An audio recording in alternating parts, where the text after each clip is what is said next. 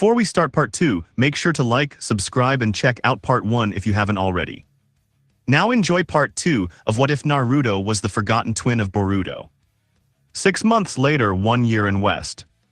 Naruto sits in a covered wagon with Tomoe, Mio, and Isane with her head resting on his right shoulder and Gungyur resting on his left. It's been 6 months since becoming an adventurer, meeting Tomoe and Mio to form a contract, but also gaining a girlfriend in Isane. The 4 of them were now B-rank adventurers with Tomoe and Mio A-rank, but close to S-rank, which finds them on an A-rank job to the town of Rhymedrift to exterminate a large group of porks, but also explore the Labyrinth of the Moon as the possible source of the porks. Do either of you know about Rhymedrift? Naruto asks, breaking the silence and glancing at the faces of his companions. Tomoe, with her easygoing attitude, leans forward and her excitement barely contained in her voice. The Labyrinth of the Moon. It can be a real tough maze, though these porks being stronger than usual. Sounds like a fun challenge to me, she says and grins broadly, but you know, it's these kinds of challenges where we learn the most, especially about shinobi skills and teamwork. Can't wait to see what tricks those orcs have up their sleeves and what I can learn from them. Bet it's going to be epic, she adds, showing off an eagerness usually reserved for discovering new shinobi techniques or tackling unpredictable adventures. I hope treasures hidden within the labyrinth aren't just a rumor. With my instincts and our combined intelligence, we won't just find magic items to sell, but we'll uncover the greatest secrets it holds. Buried deep beyond the grasp of ordinary adventurers, Mio says, leaning forward with her gaze sharp and piercing. Remember, we're tackling this as a team. Our ranks might differ, but each of us has a crucial role. Naruto, your ninjutsu will be vital for dealing with the orcs swiftly. Isane, your healing magic is our lifeline, Tomoe says, always eager to see his ninjutsu. Together we'll make quick work of this mission compared to the other parties, Mio adds with a grin. The wagons continue their journey towards Rhymedrift, the teams filled with a mix of excitement and determination, ready to face the challenges ahead as a united front.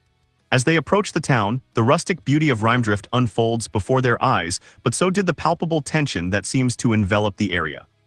The town, once known for its tranquil snowscapes, now bears the marks of frequent pork raids, its people wary and on edge. Upon their arrival, a huddle of townsfolk gather, their eyes turning towards the 7 teams of adventurers. It wasn't long before Mayor Grimaldi, a stout man with weary eyes and a thick beard flecked with snow, approaches them. The gravity of their situation is evident in his demeanor as he beckons the group closer to impart the dire circumstances they were up against. Welcome, brave adventurers. Your arrival brings a glimmer of hope to Rhymedrift. Grimaldi begins with his voice carrying a mix of gratitude and desperation. Our town has been under constant threat from porks. They are more ferocious and cunning than we've ever encountered. Beyond this, the Labyrinth of the Moon lays at the heart of our troubles. It has become an insurmountable challenge. Its puzzles and traps. It is rumored to protect ancient treasures and has become the pork's lair, he adds, his eyes looking over the 7 teams. A tall figure steps forward from the gathering of adventurers, her presence commanding and her gaze determined. Her name is Amory, and is the leader of an all-female team. The Valkyrie Vanguard, known for their prowess and unity, takes a step closer to Grimaldi. Mayor Grimaldi, we understand the peril your town is facing. You can count on us. We'll address the pork threat and explore the labyrinth. But we need all the information you can provide us about their patterns and any insights into the labyrinth's secrets, Amory says. Her voice is strong and clear but resonating through the assembled crowd. Of course, let me provide you with maps and our gathered intel. The porks are not mere brutes. They have patterns and strategies. As for the labyrinth, it's said that it changes or reacts even to those who walk its halls, Grimaldi says, nodding, and a look of relief crosses his features momentarily. Upon hearing the mayor's explanation about the labyrinth's changing nature, it is Riker of the Silver Lynx team that couldn't hide his curiosity. Changes, you say? That could only mean there's some sort of intelligence or magic at the helm. Interesting. We'll have to be on our toes and adapt on the fly, Riker chimes in, standing tall with a demeanor that exudes both confidence and a hint of recklessness. His observation prompts nods from around the group with an underlying current of excitement and apprehension. The idea that the labyrinth didn't merely contain traps and puzzles, but is possibly sentient or enchanted adds a whole new layer to the impending adventure. From another team, a magic caster named Leela, a young woman with fiery red hair and an equally fiery spirit, leans in with her curiosity piqued. And the treasures within, what might they encompass? Ancient artifacts, rare magics perhaps, Leela says, her gleam with a mixture of intrigue and determination. It is clear that the idea of uncovering secrets lost to time holds a universal appeal amongst adventurers, igniting imaginations and kindling a sense of daring in even the most seasoned of hearts. Some legends speak of artifacts of immense power, lost to time, But with the porks making it their domain, no one has been able to delve deep enough to confirm these tales, the mayor shares with a hint of wonder. Be wary, adventurers. Many have entered the labyrinth with bold hearts, but not all have returned. May fortune be on your side, Grimaldi adds as the meeting ends with the mayor handing over the crucial documents, his final words a mix of caution and optimism. The teams gather and look over their new information, poring over maps and discussing strategies. The air was thick with anticipation. Among the chatter and clinking of armor is Tim, the leader of Golden Dawn, a young man with an air of arrogance about him. Listen, the key to conquering this labyrinth and quelling the pork nuisance is simple. You just need to follow my lead, Tim says, addressing the group with unwarranted confidence. Riker, Amory and the others look between each other as Tim's gaze shifts to two in particular. Especially you two. I could use talents like yours in the forefront.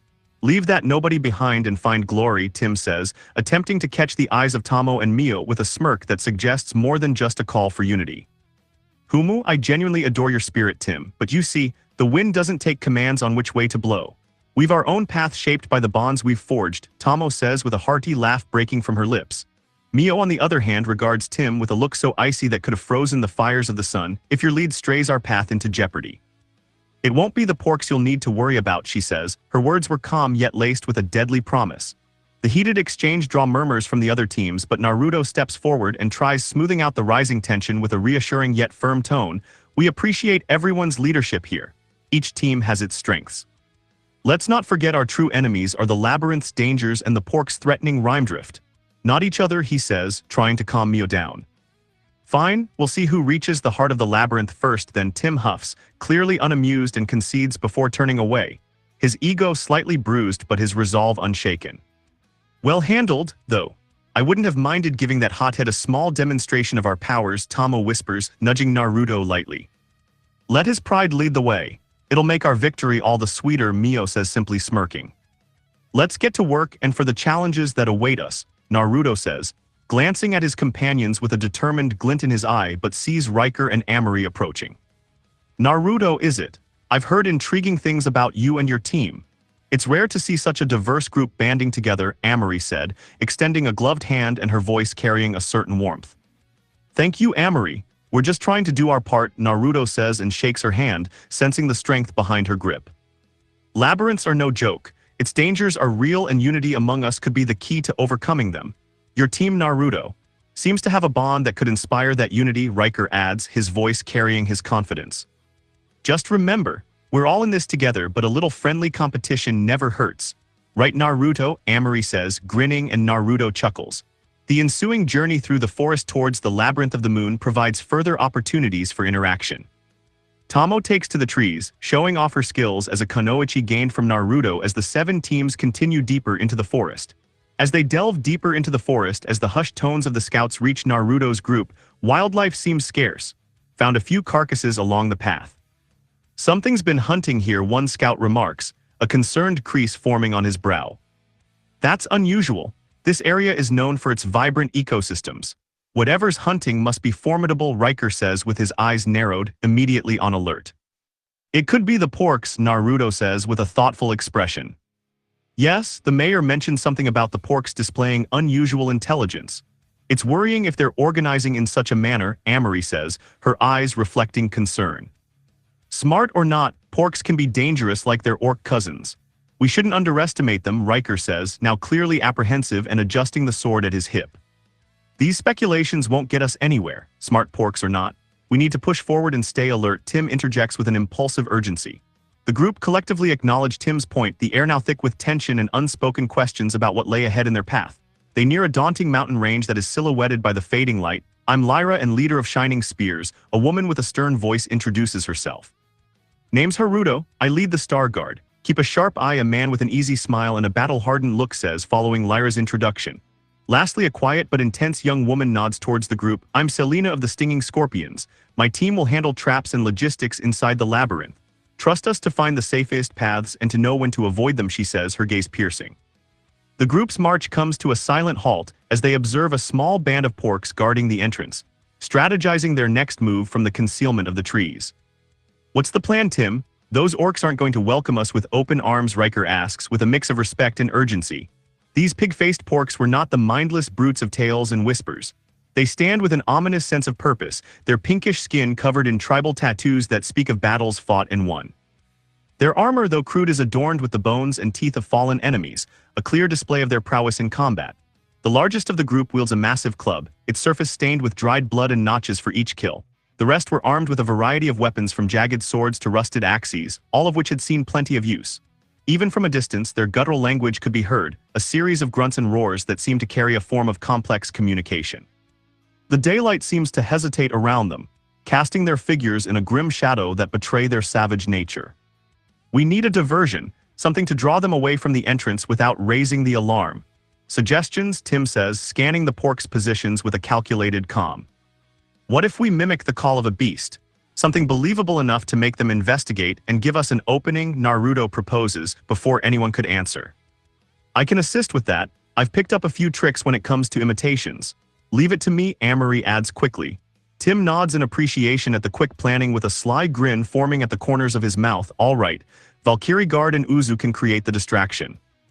Once they're distracted, we move quickly but silently, he souse, and his eyes sparkle with a different kind of intention. And remember, any glory to be had in this endeavor will be mine. Make sure our actions reflect that, he adds, his voice lowering into a more conspiratorial tone. Riker, Amory, and Naruto exchange quick glances, with each noting Tim's arrogance but choosing the moment to focus on the task at hand rather than address it.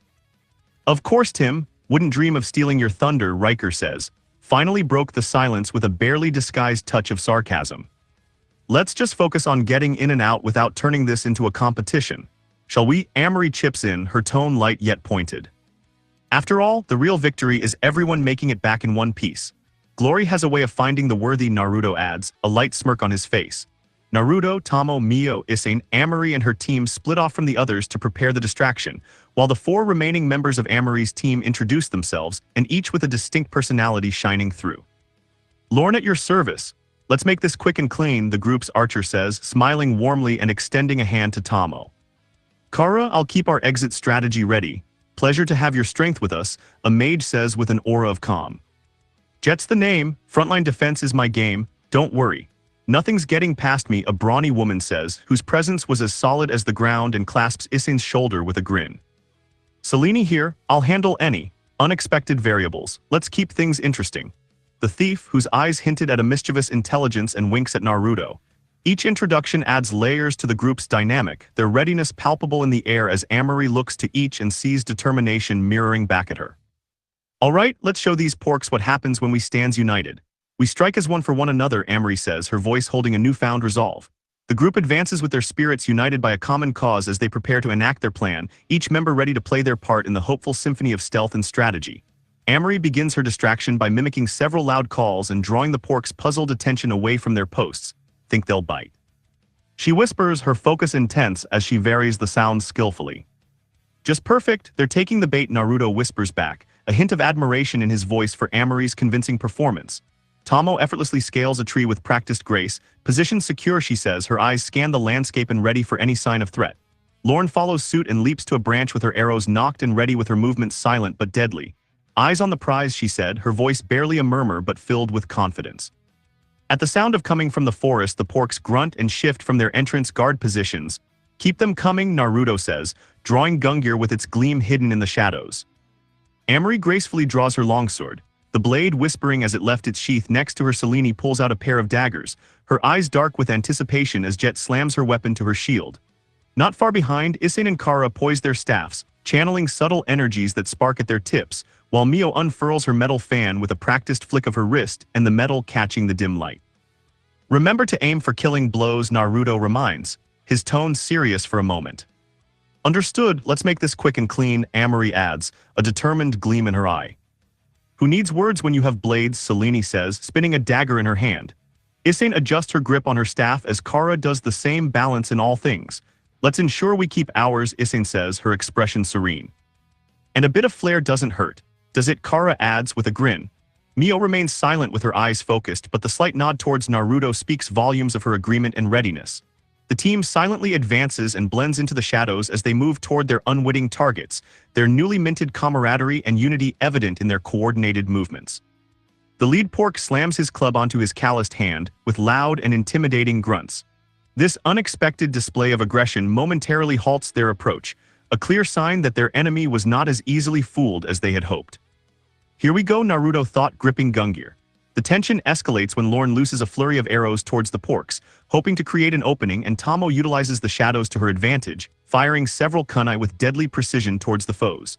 A few arrows and kunai find the mark as Isane and Kara combine their magics, unleashing a synchronized spell that sent waves of energy surging towards the pork band. Jet surges forward with her shield raised high to deflect an incoming blow from any pork who may anticipate their assault. Amari and Naruto move with stealth and speed, circling around to flanker sides, their weapons ready to strike at any opening. The battlefield chaos unfolds as the porks, although initially confused by the varied assault, quickly regroup and rallying to their leader. Growls and battle cries fill the air as both sides clash, the outcome hanging precariously in the balance. RRGGHH, a pork roars, breaking from the ranks. It rushes at them as Amari and Naruto rush it with dual leaps, their blades singing through the air. Amari's sword slices through the pork's stomach, while Naruto's Gungnir splits its head with a clean cut. The lead pork roars with a mixture of rage and challenge before charging towards Naruto with a deadly intent. Mio joins the fray with her folded metal fan whistling through the air and striking down several porks with precise and deadly strike. With each pork she felled, her movements became a dance of devastation, with her fan seeming to move as an extension of her will. Tomoe and Lorne provide cover from above, their arrows and kunai raining down on the porks with pinpoint accuracy. "Cage kunai no jutsu," Tomoe shouts, holding a ram sign, and the kunai increase in number. Lorne's arrows find their marks in the eyes of the emerging pork brutes, while their mage's spells entangle and scorch the attackers, creating chaos within their ranks. The lead pork locks its sights on Naruto with its eyes burning and a newly created and deep-seated hatred. Naruto meets the charge head-on, the ground beneath his feet cracking from the force of the lead pork's downward swing. Naruto and the lead pork struggle for dominance, their power equal but their determination vastly different.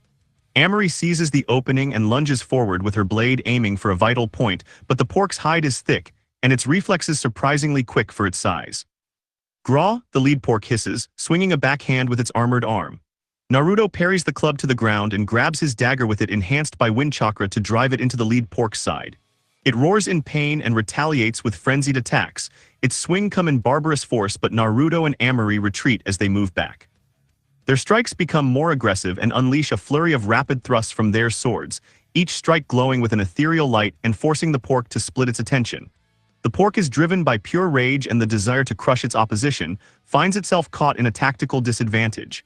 Despite its brute strength, the cunning teamwork of Naruto and Amari begin to wear it down. "Pour it on," Naruto shouts, slashing through the pork's thigh and grabs his dagger. Naruto and Amari synchronize their attacks with even greater coordination, with Naruto making a feint, drawing the pork's attention and leaving it exposed for a mere second. Amari uses that second to dart in and her blade slices under its arm, a blow that made the creature roar in pain and stagger back. Naruto seizes the moment and channels chakra to his legs but also Gungnir, blitzing forward and piercing the pork's heart. The intense fight ends in a breathless moment of silence as the massive body of the lead pork thuds to the ground, dead and Gungnir sticking out its chest. A sense of victory flows through both teams as their bond strengthens from killing all the porks. "We should press on. The others are likely already deep within its depths," Amari suggests, her gaze turning towards the looming entrance of the labyrinth. "Right, we can come back for them later," Naruto says, pointing to the porks' bodies. The entrance to the labyrinth soon looms before them, a gaping maw carved into the side of a towering hill face. The stone archway is adorned with intricate carvings of the moon, their details worn by the passage of time, hinting at the ancient secrets that lay within. The walls were adorned with intricate carvings, their patterns woven into the very stone itself. Glowing rocks flicker in their sconces, casting a warm glow over the group as they delve deeper into the labyrinth's depths. "I wonder how far the others have gotten," Naruto questions as they make a 90-degree left. "Tim wants all the glory for himself. He won't waste time," Amari says, hand on the handle of her sword. About 15 minutes later they come across several pathways, but Selene sees some marking on the middle right path. "This way. Riker left to mark us," she says, studying that looks like a lynx. The two teams continue forward with the air anticipation as they progress, the sense of nearing their goal palpable among the group. They soon encounter several undead with rotting flesh and emaciated forms. Isane and Kara quickly use holy light to destroy. "Stay sharp. The mayor did say this labyrinth is perhaps sentient," Amari says, leading the group with Naruto and Jet in the middle. They find another fork with a link symbol pointing left, while from the back of the formation Tomoe thought to herself that this place reminds her of someone from the old days. They soon reach a vast chamber, but what catches their immediate attention is that scattered around the chamber floor were the bodies of two teams that accompanied them at the start of this journey. Kara and Isane with heavy hearts begin checking the bodies, hopeful yet fearful. Anything, Jet calls out, her voice barely above a whisper and echoing ominously in the chamber. Kara shakes her head sorrowfully. They're gone, she confirms, her voice laced with mourning. We should keep moving, we can't let their deaths be for nothing. Kara, collect their tags, Amory suggests softly, breaking the silence. You're right, let's be careful and stay alert. We owe them that much. Riker and the others could be in danger, Naruto says, a determined glint in his eyes. Selene narrows her eyes as she's scanning the shadows of the chamber. We're not alone, she whispers, tension suddenly slicing through the heavy air. No sooner had they braced themselves than a dozen goblin-like creatures charged from two paths opposite them into the chamber, their grotesque features twisted in malice and the promise of violence. The creatures were small but numerous, brandishing crude weapons that gleamed dully in the scant light. Their numbers were a clear advantage, and they move with a coordinated malice that suggests they were no strangers to ambushing unsuspecting adventurers. Mup, Amory shouts as Naruto and Jet join her in front. Jet steps forward and brandishes her shield and weapon, positioning himself as a bastion in front of her companions, ready to deflect any oncoming assault with the skill of a seasoned warrior. Amory draws her longsword as Selene dons her daggers and Naruto grips Gungnir tightly as the creatures chitter. The goblin-like creatures, sensing an imminent confrontation, charge with a ferocity that was met with an unexpected resistance. Now Lorne, Amory shouts, as her archer stands a few steps behind with a few arrows nocked and ready. When the first few goblin come striking distance, Lorne releases a volley of arrows with a blend of calm precision and deadly intent, each whistling through the air to find its mark with unparalleled accuracy. The first wave of attackers falter, several collapsing mid-charge, pierced through by Lorne's precise shots.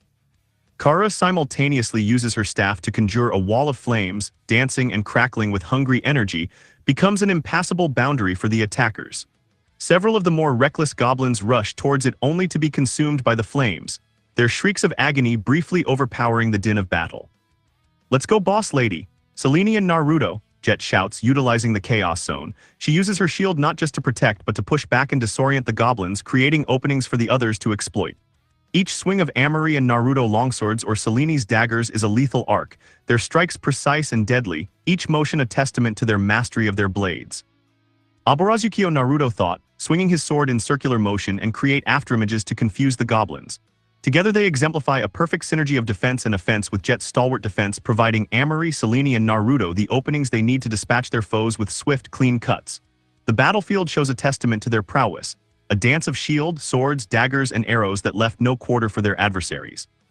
Mio joins the fray and flips open her folded metal fan, which was no less deadly in her hands than any blade. She dances among the enemies, her strikes precise and deadly, leaving a trail of fallen goblins in her wake. Crimson lightning! Isane shouts to fire lightning that explodes among the goblins, causing chaos and destruction. Tomoe, with her exceptional agility, flitted through the battle like a shadow, her kunai and shuriken finding marks in the enemy's vital points with a surgeon's precision. As the last of the goblins falls, the chamber's eerie silence takes over once again. I'll look for Riker's links marking, Selene says, beginning her search of the archways of the two paths the goblins came from. Minutes pass, with each member of the group catching their breath and tending to their wounds, but also collecting the dog tags of the fallen. Selene calls out, pointing to the path on the left. Found it, she shouts, kneeling. All right, everyone, stay sharp. We need to find the others, Amory says, looking down the path with a mixture of anticipation and wariness. Right, let's move forward and everyone stay alert, Naruto replies confidently. They venture down the path indicated by the link symbol as the group feel a mix of caution and dread for what lay ahead, their bonds of friendship and trust growing stronger with each step. 30 minutes into their journey, they encounter a few skeleton warriors, and with coordinated attacks and well-timed maneuvers, dispatch these guardians of the labyrinth quickly. They soon find another marked path as a sign they were heading in the right direction. They reach a large hall as they stumble upon Riker and his team, with all of them injured, the atmosphere heavy with despair. Riker himself lays propped against a wall with his expression a mix of pain and relief upon seeing them. Riker, what happened? Amory says, concern etched on her face. Riker manages a weak smile through the evident pain and drawing in a shallow breath before speaking. You know, the usual skirmishes with labyrinth guardians or dodging a myriad of deadly traps. He pauses, and the weight of his next words seeming to press down upon him and our own recklessness. But this time, it was Tim's gambit. Using my team as sacrifices to move ahead, his voice lowers, a hint of bitterness seeping through. A silence falls over the group as the gravity of Riker's revelation sinks in. I suspected Tim was overzealous, but to sacrifice others, Amory says, her eyes flickering with a steely resolve. Naruto, you and your team press forward. Find the others.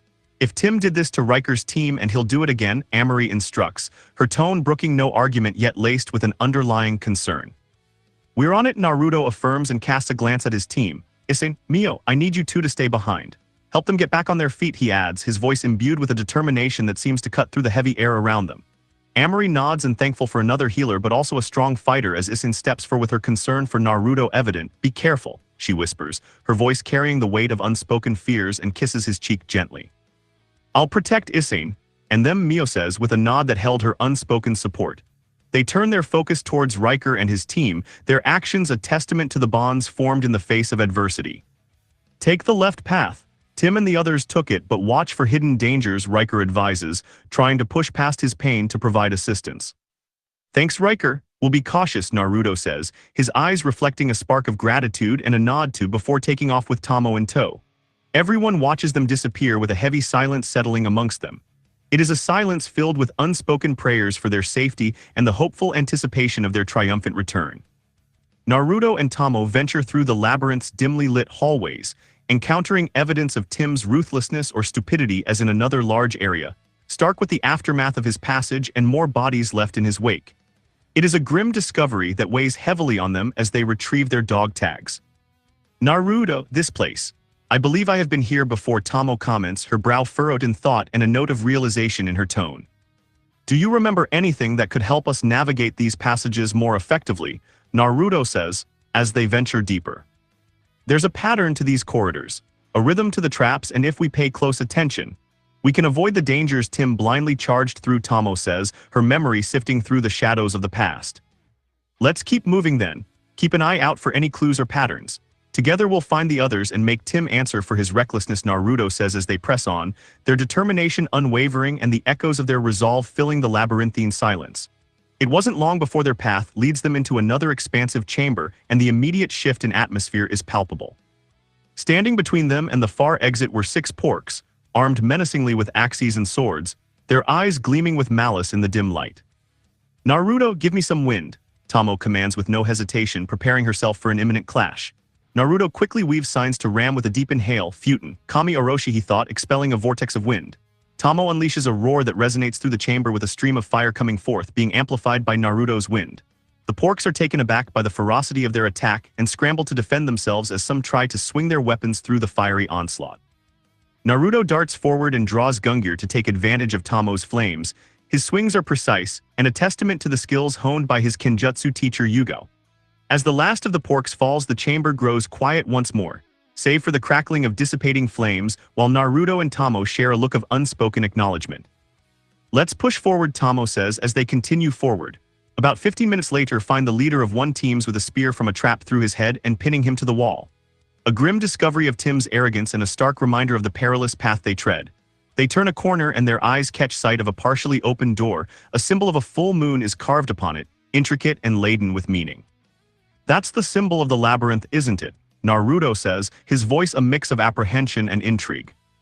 Yes, it is. That means we're nearing the heart of this place. If my memories serve correctly, this could very well be the entrance to the boss room, Tomoe says, her expression serious. Her words douse the immediate area with a heavier weight, the silent acknowledgement of the challenge that lay just beyond the door.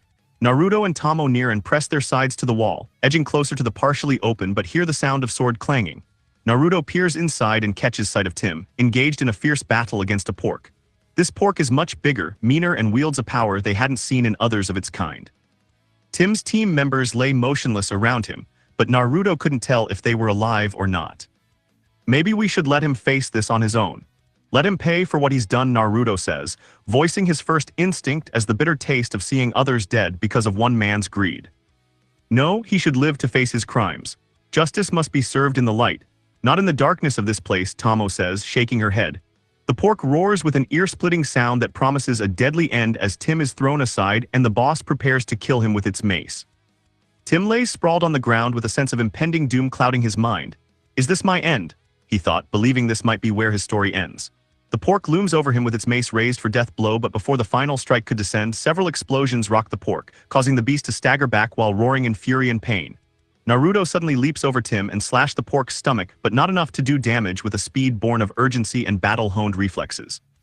Tim senses an opportunity amidst the chaos and scrambles to his feet with a mix of fear and desperation coloring his movements. Good job dying for me, he thought, running towards the exit and believing Naruto's sacrifice would be his salvation. His escape is short-lived as Tomoe, with the grace and power that belies her human form, punches Tim lights out to prevent his escape. If you were awake, you could watch how a real adventurer fights, Tomoe says, pride in her voice for her contractor. Naruto engages the pork boss in a dance of death with each strike, dodge and counterattack, a testament to his growth, but a small sliver of him still believes he'll never measure up to his brother Boruto. Naruto's relentless assaults are a series of hit-and-run attacks that capitalize on his agility and cunning, but his memories haunt him. Naruto evades the pork boss mace by a hair's breadth, striking with precision, his movements a blur of efficiency and spite. Yet voices of those he once looked up to, like teachers, mentors, friends, like Jiraiya's harsh tones, Hinata's arrogance, Sakura's exasperated sighs, and Ino's dismissive laughter, all melding into a haunting chorus that judge him lacking compared to Boruto. You'll never match up to Boruto, they echo, their words a relentless haunt that pursues him to this remote and fantastical land. This single moment of misstep is enough for the pork boss to land a heavy blow with its mace. Naruto's body is sent hurtling as the world a blur of ceiling and ground until he crashes with the impact driving the air from his lungs. His sword Gungyr clatters out of his grasp, skidding away across the boss chamber. Naruto, Tomoe's voice rips through the chaos laced with fear and concern. Her instinct to protect him is overwhelming, but she stops herself with her eyes being pools of conflicted emotion. He needs this. Even now he compares himself to Boruto and still lives in such a shadow. People telling him day in and day out that he'll never like his brother has caused him to unconsciously restrain himself to never surpass him, Tomoe whispers, concern dripping from her tone. As Naruto lays there with his consciousness flickering like a weakening flame, a cascade of familiar voices begin to reach him, each a lifeline pulling him back from the precipice of despair. Naruto, remember who you are more than your struggles. Stand up. Break free. Tsunade's voice emerges, strong and unwavering as a beacon of encouragement. Don't give up, Naruto, we've seen your strength, your courage. You can do this, Anko assures him, her words like a comforting embrace in his tumultuous sea of doubt. You have always been more than enough, Naruto. Rise and show the world the truth of your spirit. Kurenai's voice is a gentle yet firm reminder of his worth. Break those chains, Naruto. You have always been destined for greatness. Reach out and seize it with both hands. Yugao's voice slices through the remaining chords of his uncertainty with the precision of a blade. Naruto could feel the oppressive chains of his subconscious beginning to shatter, amid the echoing chorus of those he considers family, each voice a hammer striking at the chains of his self-imposed limitations. A bluish-white aura begins to emanate from Naruto as he painstakingly pushes himself up, and then, with a speed that defies belief, vanishing and reappears just as the pork boss let out a roar of agony, its right eye a ruin. Tomoe's eyes widen as she witnesses Naruto picking up Gungyr, his dagger dripping with the creature's green blood. Your contractor has awakened his aura, a serene voice announces from behind her, and Tomoe whips around to face the speaker. A woman with flowing white hair and piercing blue eyes stands there, her presence calm and seemingly untethered from the chaos around them. She is dressed like a shrine maiden, her traditional garb a stark contrast to the brutality of their surroundings. Her ethereal presence is marked by her serene attire, and the tranquil aura that envelopes her forms a vivid juxtaposition with the carnage that lay before them. Tsumaki? Tomoe hesitates, her voice a mix of hope and confusion. The woman nods with her eyes gentle yet filled with an unwavering strength that seems to emanate from her very being. Yes, this is my labyrinth. I designed it not just as a haven, also a training ground for the various guilds that seek to hone their skills and understand the depths of their powers. These porks infiltrated this sanctuary's boundaries, she affirms, her voice steady and imbued with a quiet force. Naruto lowers his stance and sucks in a breath. Zen Shuchu no Kakyu, he thought, and grips Gungyr tighter. Hekurki Isen Rokurin, he says, vanishing. The pork boss roars as blood sprays from 6 wounds at once, even through its armor, but Naruto continues his relentless assault. Its roars turn from confident bellows of dominance to enraged cries of frustration as each swing of its mace becomes more slower and more predictable. Hakurin, Naruto thought, now striking 8 times in succession. How could Naruto awaken his aura at his age? It takes years, decades. Even Tomoe utters, her voice a low murmur of confusion and awe. Tsumaki's lips curves into a serene smile as one that seems to know much more than it revealed. It's because of your contract with him. Forming a contract with you accelerated his capabilities and tapped into his latent potential, she explains, her voice smooth and confident. I see, Tomoe says as Naruto is nearing the end of his fight with the pork boss. Give me a year and I can teach him harness his aura effectively. He'll possibly reach the ranks of S-class adventurers, perhaps even ascend into the top 20, Tsumiki says, her expression softening further. Tomoe's heart skips a beat at the proposition, such an offer us tantalizing, but it would have him stepping into a world fraught with its own dangers and politics. It should be his choice. He's been searching for his own place in world. So it is him to make this choice, Tomoe says with her voice steady, betraying none of the turmoil that roils beneath. The pork boss is sweating and grunting under its broken armor and is visibly strained, while Naruto's speed and agility as he strikes with combined strikes. Naruto grips Gungyr and lowers his stance and darts forward with a crack of the ground. Shinsoku, he thought, blinking behind the pork boss as its head flies from its body with spray of green blood. Naruto expels a long breath as his aura fades, and he crashes to the ground before Tomoe rushes to his side. Naruto awakes with a start in a bed with the sounds of morning echoing, its rays colliding with his groggy thoughts. He squints against the brightness, his gaze sweeping over the room.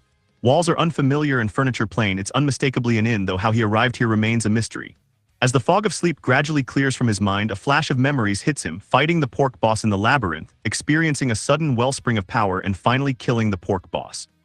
He brings a hand to his forehead and feels as if a weight has been lifted off of him. The door opens as Naruto sits and he sees Isane. Naruto, she says, rushing to him and hugging him to her chest. Where are we? How did I get here? Naruto asks, comforted by her presence. Isane pulls back slightly with her eyes searching his as she explains, you've been unconscious for 3 days.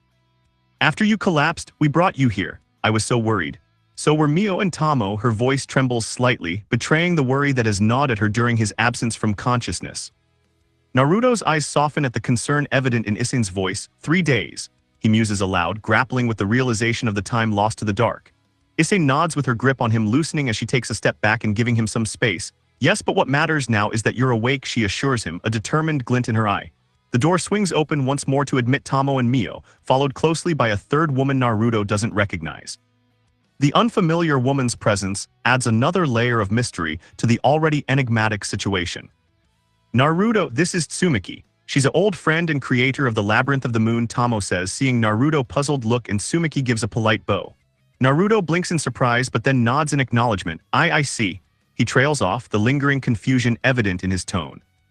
Not only did you obliterate the porks that infested Tsumiki's haven, but you also managed to awaken your aura at the age of 17, Mio says, her voice brimming with pride, and gives him a tight hug.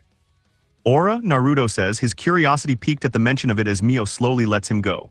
Tsumiki steps closer with a patient smile playing on her lips as she readies herself to explain, yes, aura, it's a manifestation of one's inner strength and essence.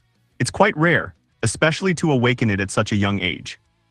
Because of your contracts with Tomoe and Mio, you did just that amidst your triumphant battle against the pork boss, she confirms, her gaze locking with Naruto's and ensuring she had his full attention. Naruto absorbs her words with his mind racing to connect the dots. The overwhelming surge of power he felt coursing through him during the battle with the pork boss, the sense that he was reaching beyond his physical capabilities, could that have been his aura? But what exactly does having an aura entail? And how come I've never heard of this before? Naruto starts, the corners of his mouth turning upwards as he finds a semblance of humor in his confusion. Tsumiki chuckles softly and appreciates Naruto's lighthearted approach to the revelation. Having an aura opens up new realms of possibilities. It can enhance your physical abilities, heighten your senses, and even allow you to perceive or interact with the world on a deeper level. As for not knowing, auras are more commonly acknowledged and understood here on the Western continent. It's not something the ninja world have deeply explored, she says, her expression softening. Indeed, mastering your aura could unveil paths and abilities you've never imagined. However, it requires commitment. Tsumiki can guide you in harnessing and cultivating your aura. But we'd need to remain here for at least a year, Tomoe interjects, her tone adding another layer to the unfolding narrative as her eyes gauge Naruto's reaction. Naruto's eyes widen slightly as the gravity of Tomoe's words sinking in. The idea of dedicating a whole year to training is daunting, yet the allure of discovering and honing this newfound power is compelling. A year, it sounds like a monumental challenge, but if it means uncovering more about this aura and how I can use it, Naruto echoes as the words feeling both like a heavy anchor and an exciting promise. Then I'm in, he adds, his determination clear.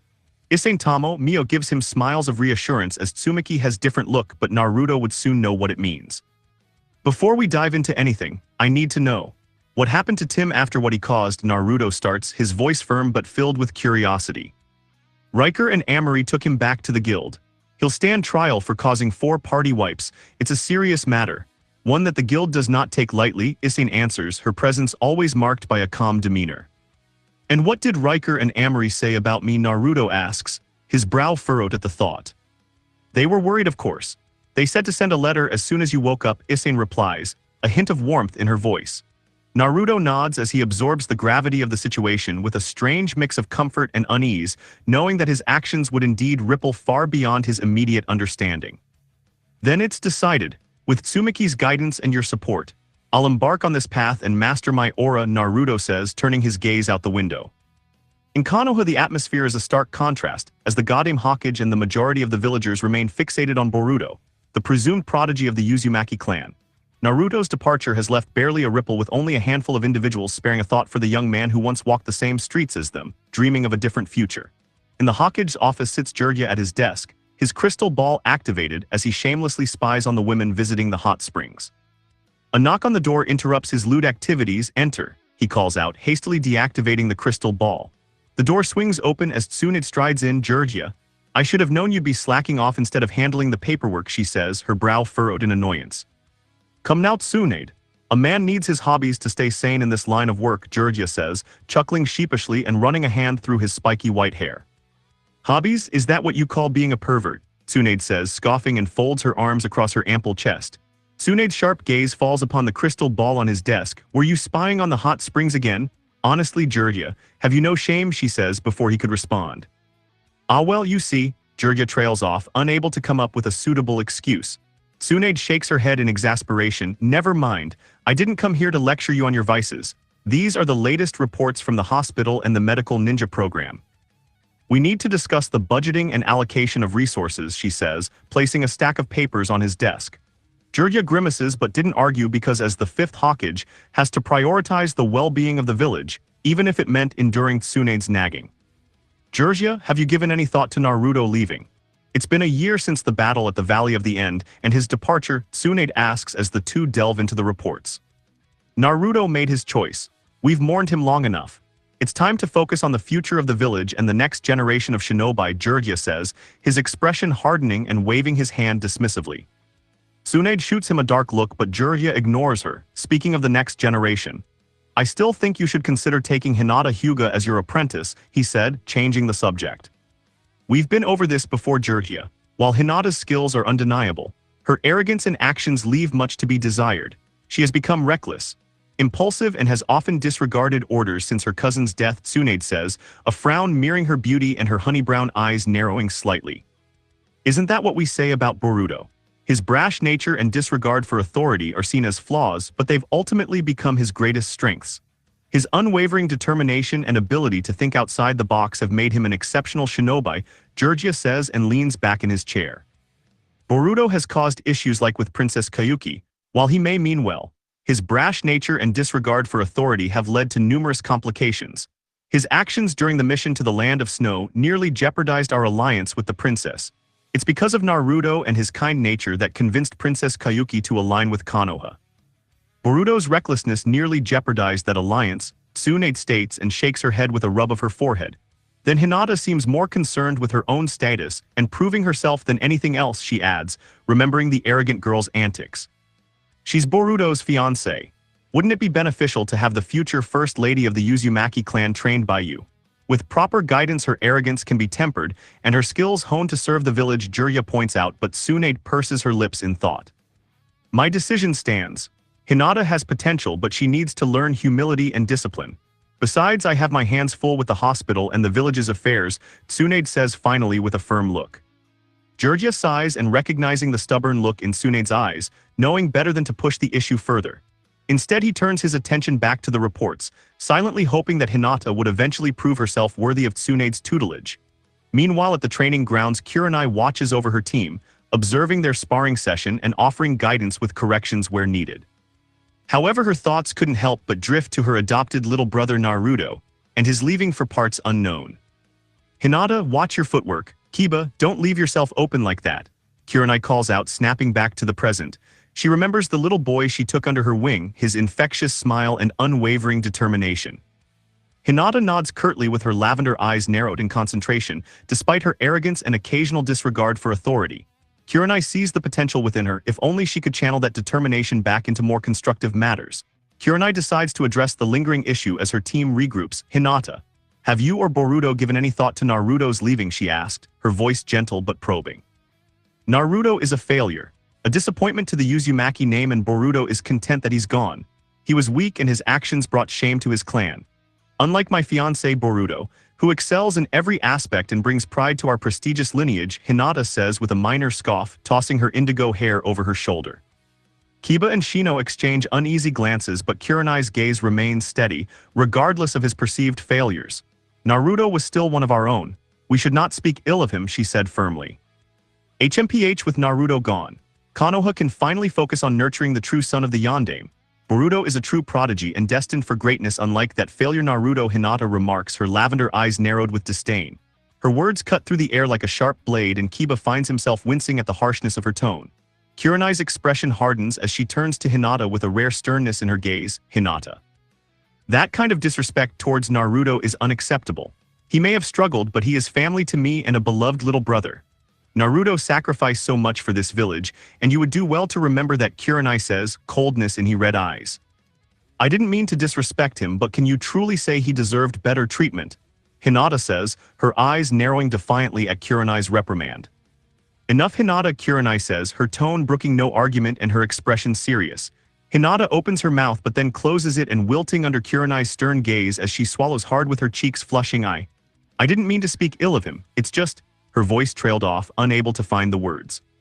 Hey Shino, did you hear about the new bug exhibit at the museum? They've got some rare specimens from the land of Waterfall, Kiba says, having sensed the tension in the air, and decides to change the subject. Indeed, that is intriguing news. Perhaps we should make plans to visit and observe these insects. Shino says with his eyebrows raised slightly, a clear sign of interest from the typically stoic shinobi. Sounds like a plan, Kiba says, grateful for the distraction. Kurenai watches the exchange with her gaze softening while she has to deal with the loss of Naruto. She knows he wouldn't want her to dwell on the past, would only breed more sorrow, as for now, she would focus on guiding her students and helping them grow into the exceptional shinobi. Elsewhere in Konoha is Yugo kneels before the graves of her deceased students, Sora and Hikari, who lost their lives during the invasion. She traces their names etched into the stone tombstones, a solemn melancholy settling over her. Sora, with her fiery spirit and unwavering determination, had been a promising kunoichi in her mastery of fire ninjutsu unparalleled for her age. Hikari was ever the gentle soul, possessing an affinity for genjutsu that belied his quiet demeanor. They had been inseparable, their bond as close as siblings, and their deaths have left a void in Yugo's heart that time could never heal. I continue to pray for Naruto. Wherever he may be, Yugo murmurs, eyes downcast. The rustle of fabric makes her glance up to see Kakashi approaching, his visible eye creased in a somber expression. Yugo, I didn't expect to find you here, Kakashi greets quietly, coming to a stop beside her. I come here often to pay my respects. Sora and Hikari were such promising students, taken from this world far too soon, like Naruto, Yugo says, offering him a wan smile with her gaze drifting back to the graves. Kakashi's eye narrows slightly at the mention of his student's brother's name. I'm sure Naruto is living a quiet life. Unlike his brother Boruto, who is a rising star in the village, he said, a hint of pride in his tone for Boruto. Yugo's expression hardens with her brow furrowing in displeasure. Naruto is also the son of the Yondaime Hokage. He deserves far more recognition than to be cast aside as an afterthought, she counters, her voice tinged with frustration. Kakashi sighs while running a hand through his silver locks. You misunderstand me, Yugo. I harbor no ill will towards Naruto. In fact, I regret not being there for him more when he needed guidance, as his father was my teacher, but Boruto needed it more, he says, his visible eye creasing a little. Regardless of your feelings or the village's opinion, Naruto should not be cast aside. I'm sure wherever he is, he's becoming strong in his own way. I should go. Take care, Kakashi, Yugo says, her expression softening slightly, and rises to feet before brushing off her knees. Kakashi watches as Yugo depart with her words lingering in his mind, before glancing down at the graves of her former students, and goes to the memorial stone. In a third part of Konoha, Anko is sitting with Hana and Yuzuka and her mother Tsume. I can't help but wonder how Naruto is doing, Anko muses aloud, her brow furrowed. She sits cross-legged on the landing of the Inuzuka compound, her face pensive as she absent-mindedly twirls a dango skewer between her fingers. Hana and Tsume lounge nearby with the Inuzuka matriarchs Ninken dozing lazily in the shade. I'm sure he's doing well. It still seems to be hard to imagine him just leaving, Hana says, her expression sympathetic. That kid always had a knack for surprising people. Who knows what kind of trouble he's getting himself into, Tsume says, scratching one of her Ninken puppies behind the ear. You make it sound like he's a delinquent or something. Naruto's a good kid. He just needed someone to believe in him. Instead of being compared to his brother, Anko says, shooting the wild woman a withering look. I'm sure he's doing alright wherever he is. Naruto's tough and can take care of himself, Hana says, placing a reassuring hand on Anko's shoulder. I just hope he's found his own path. You know, a place where he can truly be himself without all the baggage and expectations weighing him down, Anko says, sighing and her gaze drifting skyward. If anyone can forge their own destiny, it's him, mark my words. We'll be hearing about Naruto's exploits sooner or later. He's not the type to stay hidden for long, plus he's Kushina's pup too, Tsume says before a belly laugh. A small smile plays on Anko's lips as she nods and her worries momentarily assuaged. Wherever Naruto is, she hopes he is happy and thriving, unburdened by the shackles of his past. The world is vast and Naruto's potential is limitless, and she couldn't wait to see what incredible feats he would accomplish next.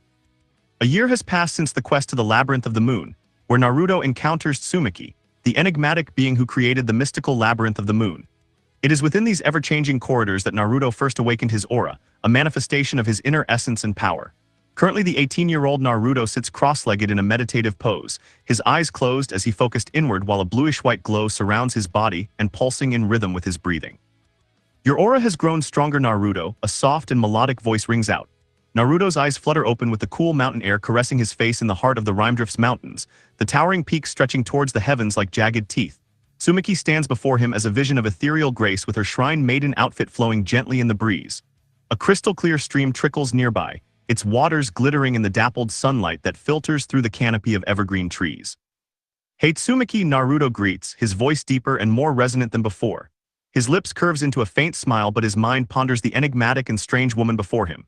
Tsumaki's serene demeanor belied an unyielding determination, a relentless pursuit of honing his abilities to their utmost potential.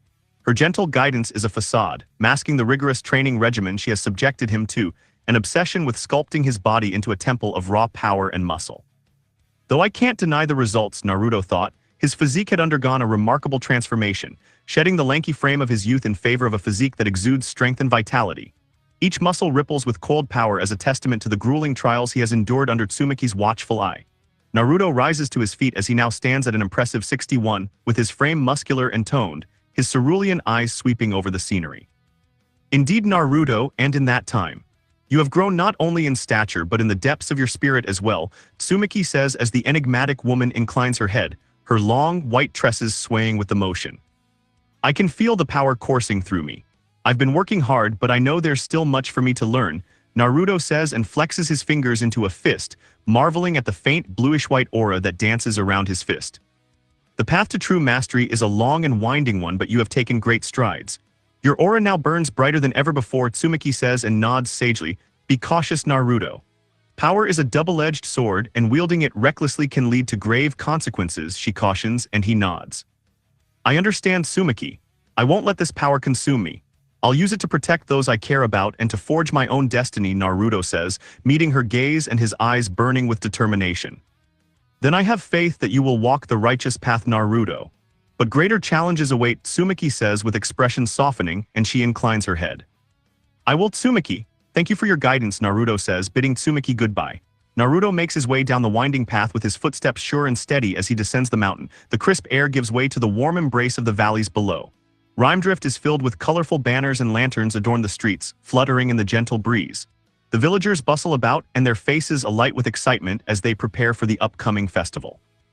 Naruto, a familiar voice calls out. Naruto sees Tomoe and Mio waiting for him at the entrance of the inn they have been staying in. Quickly, Naruto, we need to get you cleaned up. Isane is waiting for us at the festival, Tomoe says, her red eyes sparkling with excitement. He nods with a small smile tugging on his lips as he rushes inside to get cleaned up with a quick shower. He dries himself off to slip into a pair of black pants, a white tunic and brown boots. The soft fabric feels comfortable against his skin, a stark contrast to the coarse attire he used to wear during his time as a shinobi. You look great, Mio exclaims, her yellow-green eyes roaming over his attire and face aglow with anticipation. They make their way out of the inn and into the bustling streets as Naruto couldn't help but marvel at the sights and sounds that surrounded him, compared to a year prior. Colorful banners flutter in the gentle breeze and the air is thick with the aroma of delicious street foods. Children dart between the crowds as their laughter rings out like music as they see Isane speaking to May Grimaldi. "There she is," Tomoe exclaims, pointing toward Isane. "Isane, over here," Mio says, following Tomoe's gaze and waves enthusiastically. Isane turns as her eyes lighting up as she catches sight of them before she said something to Grimaldi and he nods in response, before making her way toward them, her flowing dress swaying with each step. Isane's face breaks into a radiant smile as she reaches them and she throws her arms around Naruto's neck to press her lips to his, before his arms wrap around her lower back to lift the few inches. Isane's cheeks were flush with color when they part and a little breathless. "I missed you," she murmurs, her fingers trailing along Naruto's jawline. "I wasn't gone too long," Naruto says, as Tomoe and Mio exchange knowing glances but suppress giggles at the tender scene unfolding before them. "You're just in time. Mayor Grimaldi has agreed to let me perform a special song during the evening's festivities," Isane said, addressing the group. "A song? What kind of song will you be singing?" Naruto says, his eyes widening with curiosity. Isane's cheeks flush ever so slightly as she meets his gaze. "It's a love ballad, a tale of two souls destined to be together despite the trials that fate has thrown their way. I wrote it with you in mind, my love," she says, her fingers finding Naruto's and intertwining with his. A hush falls over the small group and even the bustling streets seem to grow quieter as if the world itself holds its breath in anticipation of Naruto's response. He feels his heart swell with emotion and overwhelmed by the depth of Isane's affection. "I can't wait to hear it. I'm sure it will be beautiful. Just like you," he says, his voice thick with emotion as he pulls Isane closer and pressing a gentle kiss to her forehead. Isane's eyes shine with happiness and she leans into his embrace, content in the knowledge that their love has transcended the boundaries of the world. "Isane, Mayor Grimaldi is waiting for you. We should let you prepare for your performance," Mio says softly, as she and Tomoe watch this tender moment. Isane nods reluctantly and pulls away from Naruto's embrace. "I'll see you all later," she promised, her gaze lingering on Naruto's face. "Shall we browse the stalls?" Naruto says. Isane departs with Grimaldi as his heart still alight with the warmth of Isane's affection. "Of course, I'm sure there are plenty of interesting wares to explore," Tomoe says, laughing. Mio falls in step beside them as her eyes sparkle with mischief. "And perhaps we'll find something special for our dear Isane," she teases, delighting in the faint blush that colors Naruto's cheeks. The trio make their way through the bustling streets, stopping occasionally to admire the vibrant displays of handcrafted goods and exotic delicacies. Naruto's eyes were drawn to a stall selling intricate jewelry, the glittering gemstones catching the sunset and casting a kaleidoscope of colors across the cobblestones. "Look at this necklace. It reminds me of Isane's hair," Naruto murmurs, picking up a delicate silver chain adorned with a teardrop-shaped silver stone. "It's exquisite. You should get it for her," Tomoe agrees, leaning in and admiring the craftsmanship. "She'll love it," Mio says, nodding enthusiastically. Naruto smiles with his heart swelling by affection at the thought of Isane's delight and quickly purchases the necklace, tucking it safely into his pocket. They continue their leisurely stroll as the sound of music and laughter drift through the air while drawing their attention to the town square. The crowd begins to swell as more townsfolk gather and eager to witness Isane's performance. Naruto, Tomoe and Mio find a spot near the front, their eyes fixed on the stage. Isane steps forward and scans the sea of faces with her gaze locking with Naruto's as a warm smile graces her lips and she gives him a subtle nod before taking a deep breath. The first notes of the song ring out, pure and melodic, captivating the audience. Isane's voice is like liquid honey, smooth and rich, weaving a tapestry of emotions with every verse. Naruto finds himself entranced with his heart beating in time with the rhythm. "She's incredible," Tomoe whispers, her eyes shining with admiration. "Like a siren calling to the depths of the soul," Mio says, nodding and transfixed by Isane's performance. The song reaches its crescendo and Isane's voice soars, filling the air with an ethereal beauty that left the crowd breathless. Naruto feels a lump form in his throat and overwhelmed by the raw emotion she pours into every word. When the final note fades, the audience erupts into thunderous applause, cheers and whistles echoing through the square. Isane's cheeks flush with happiness and she bows gracefully, her eyes seeking out Naruto once more. The tender look they share speaks volumes, a silent communication that transcends mere words. The band seamlessly transitions into another upbeat melody and couples begin to pair off, swaying to the rhythm as Isane approaches with her silver hair shimmering in the moonlight. "Would you care to dance?" Naruto asks, extending his hand with a hopeful smile. "I thought you'd never ask," Isane says as her face lights up and places her delicate hand in his. They They move in with the other couple as Naruto's arm encircles Isen's waist as they fall into step with the music. Tomoe and Mio exchange knowing glances before drifting away, intent on finding refreshments and giving their friends some privacy. Naruto loses himself in the moment as the world fades away until all that exists is Isen's radiant smile and the warmth of her body pressed against his. They twirl and sway, their movements perfectly synchronized as if they were two halves of a whole. "You were magnificent tonight," Naruto murmurs, his breath tickling Isen's ear. She shivers as her grip on his shoulder tightens ever so slightly. "All for you, my love," Isen whispers back, her voice laden with affection. Tomoe watches Naruto and Isen sway to the music with their bodies moving in perfect harmony. "Don't you feel a twinge of jealousy?" Tomoe says, a wistful sigh escaping her lips as she turns to the spider girl. Mio's gaze lingers on the couple with her expression a mixture of longing and resignation. "Yes, I do. The closest I've come to intimacy with Naruto is holding his hand for a few fleeting moments," she admits softly. "Perhaps we should confess our feelings for him," Tomoe says, her brow furrowed thoughtfully. Mio's eyes widen with uncertainty flickering across her features. "But would Isen be willing to share him?" "I couldn't bear the thought of driving a wedge between them," she says, chewing her lower lip nervously. Tomoe places a reassuring hand on Mio's arm. "Isen is a kind and understanding soul. If anyone could embrace the idea of polyamory, it's her. Besides, I suspect she's harbors similar feelings towards us," Tomoe says, a small smile tugging at her lips. Mio's cheeks flush at the implication and she averts her gaze shyly. "Perhaps you're right," she murmurs, her heart fluttering with a mixture of hope and trepidation. The night wears on as the four friends revel in the festivities, their laughter and joy echoing through the streets. When the first rays of dawn peek over the horizon, they bid farewell to the quaint village, their hearts heavy with the bittersweet ache of parting. The townspeople gather, their faces etched with sadness and gratitude as they presented Naruto with a stunning new jacket.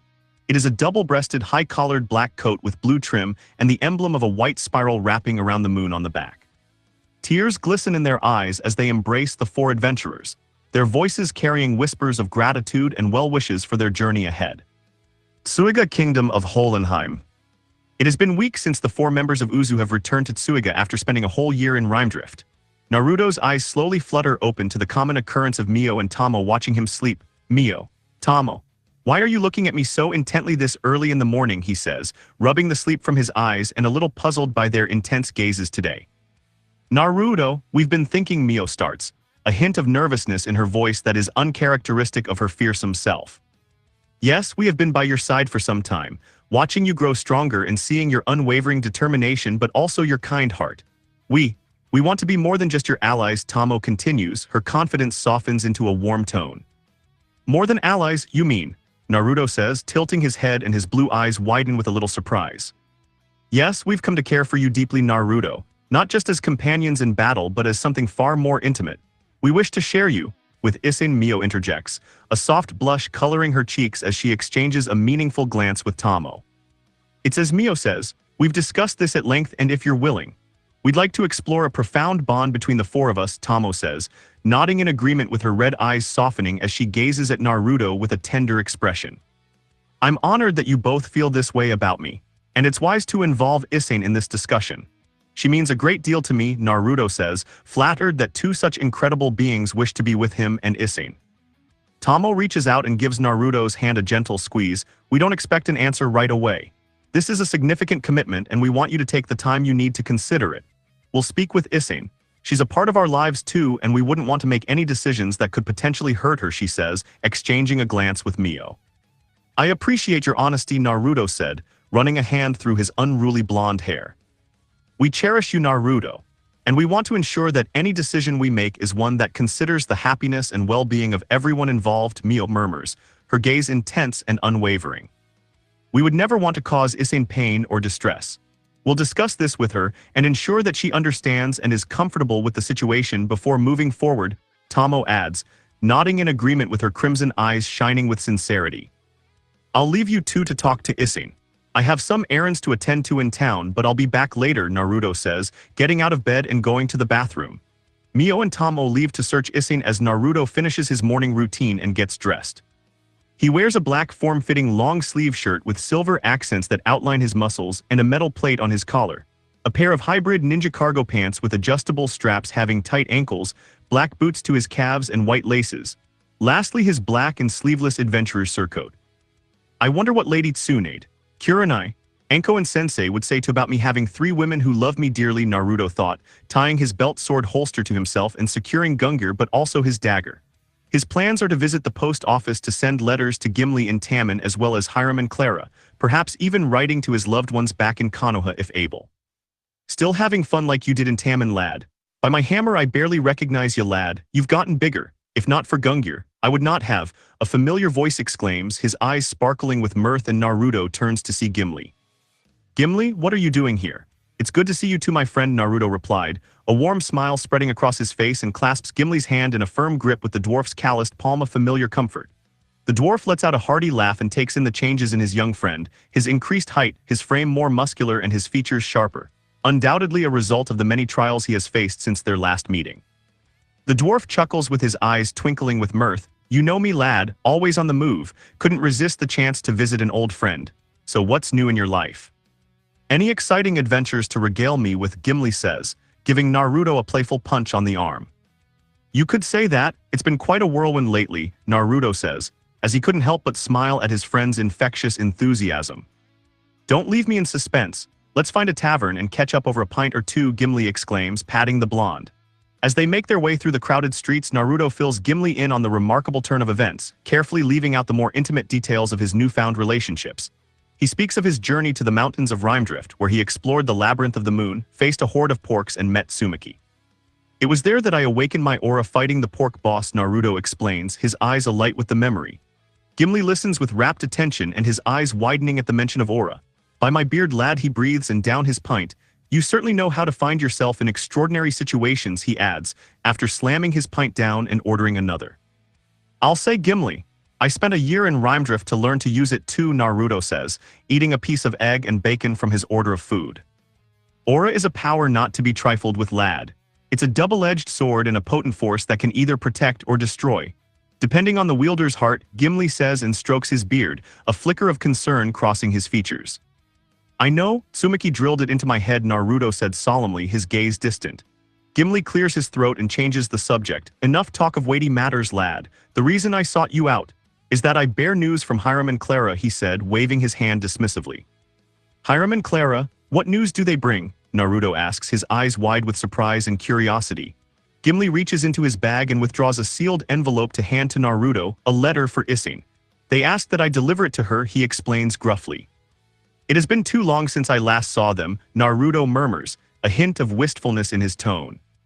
Open it and satisfy your curiosity, lad, Gimli says, raising his freshly filled tankard in a toast. Are you sure I should open? It's for Isane, Naruto asks, eyeing the sealed envelope with a mixture of curiosity and hesitation. Of course you should, lad. Hiram and Clara consider you practically their grandson-in-law because of Isane. They wouldn't send you a letter if they didn't want you to read it, Gimli says with a hearty laugh, his eyes twinkling with mirth. You're right, Gimli, Naruto concedes, his fingers already working to break the wax seal. The contents of the letter read that Isane's mother Zenith needs her help in the kingdom of Zeppali. Bad news, lad, Gimli asks, as Naruto scans over the letter. Isane's mother needs her help in Zeppali. A duchess there is sick and Isane's mother wants her help. She says 2 healers are better than 1 and a combined spell is needed, Naruto explains, his eyes filled with a worry. I see, Zenith taught Isane well, though to get to Zeppali, you'll need to pass through the Strela forest.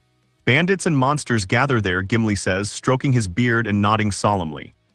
We'll take our chances. We've gotten stronger, Naruto says, undeterred by the warning, and Gimli laughs loudly.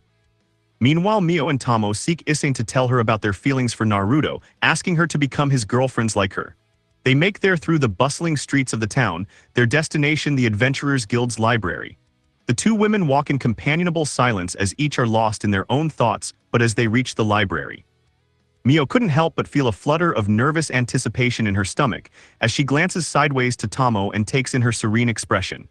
Mio envies Tomoe's composure as she feels like a bundle of nerves. They enter the library as other adventurers were look through tomes, and a musty scent fills the air. There she is, Mio says, after scanning the area as Isane sits at a table with several books. Shall we? Tomoe says, a small smile tugging at her lips. The 2 women make their way over to Isane's table and Mio's heart pounding in her chest. Isane looks up from her book and sees the pair with a small smile. What brings you here? Is Naruto finally awake? Isane asks, placing her book down. He is, however we need to talk to you about something important, Mio says, after taking a breath and steeling her resolve. Of course, what is it, Isane says, furrowing her brow in confusion. Mio glances at Tomoe, and the dragon gives her an encouraging nod as she turns back to Isane with her gloved hands fidgeting nervously. It's about Naruto, you see? The truth is, I have feelings for him. Romantic feelings, Mio begins, her voice wavering slightly. Isane's eyes widens as her mouth opens in surprise, but before she could respond, Tomoe steps forward with her expression serious. As do I, we both care deeply for Naruto and we feel it is only right to be honest with you about our feelings, Tomoe admits, her voice steady and unwavering. Isane sits in stunned silence with her gaze darting between the two women as Mio holds her breath awaiting for her friend's reaction. Isane lets out a soft chuckle with her expression one of understanding. You two needn't look so worried. I suspected as much. The way you both would watch over him while he sleeps. I could see the affection in your eyes, she said, her voice gentle. Mio feels her cheeks flush, but Isane's next words catch her off guard. I love Naruto dearly. He has endured so much pain and hardship in his life, and I wouldn't dream of denying him the love of anyone who cares for him as deeply as you both do, Isane says, smiling softly. We feared you might see our feelings as a betrayal of your own affection for him, Tomoe admits. Her shoulders visibly relaxes as she exchanges a look with Mio. Not at all, Naruto's heart is vast with room enough for all of us. If anything, I'm happy to know that he has two more devoted and caring women in his life, Isane says, shaking her head. Thank you, Isane. Your understanding means more than you know, Mio says, feeling a weight lift from her chest, and she couldn't help but return Isane's smile. Think nothing of it, now why don't you both join me? I've been searching for new spells. More potent enchantments to aid us on our journeys, Isane says, waving a dismissive hand. They take their seats with a sense of camaraderie settling over the trio as whatever challenges lay ahead, they would face them together, united by their shared love for the enigmatic young man who has captured their hearts. Back with Naruto and Gimli, as they leave the tavern to find Isane, but a woman's distressed cries catch their attention. Please, you have to help me, a voice begs, her voice trembling with fear. Naruto and Gimli see in a nearby alley a young woman talking to three adventurers. My village is under siege by a horde of vicious bandits. They've already taken countless captives including my own husband, the woman says, her voice trembling with desperation. Her eyes were wide with fear, and her clothes were disheveled as if she had been running for a long time. She clutches at the arm of the tall, muscular woman with fiery red-brown hair pleading for her aid. We don't take on jobs unless they're sanctioned by the Adventurers Guild. You know the rules, the brawny woman says, shaking her head dismissively. We're not risking our lives for a job that might not even pay. Find someone else to help you, the second woman, a lithe beauty, turns her nose up at the woman's pleas. As the adventurers turn to leave, the third member of the group, a gruff-looking warrior with a scar across his cheek, notices Naruto and Gimli observing the scene. Naruto swiftly reaches into his pocket and pulls out 3 gleaming gold coins, holding them up to catch the adventurers' attention. Let me talk to her, Naruto said, his voice calm but firm. The 3 adventurers eye the coins greedily and without a moment's hesitation, snatch the coins from Naruto's outstretched hand. With a nod of acknowledgement, they swiftly depart and leave Naruto alone with the distraught woman and Gimli. Naruto turns his gaze to the woman with his eyes filled with compassion. Tell me what happened, he said softly, gesturing for her to speak. The woman's shoulders slump with relief and she begins to recount her harrowing tale. My village Tigel is situated near the edge of the Strela forest. It has been under siege by a horde of vicious bandits for the past 3 days, she said with her voice wavering with fear. They descended upon us without warning, their weapons and torches ablaze, burning our homes to the ground and slaughtering anyone who dared to resist. My husband is a brave warrior. He rallied the villagers to fight back, but they were vastly outnumbered. He, along with many others, were taken captive by the bandits. I fear for their lives and for the fate of our village. Please, you must help us, she finishes as her eyes glisten with unshed tears and clasps her hands together, her knuckles white with tension.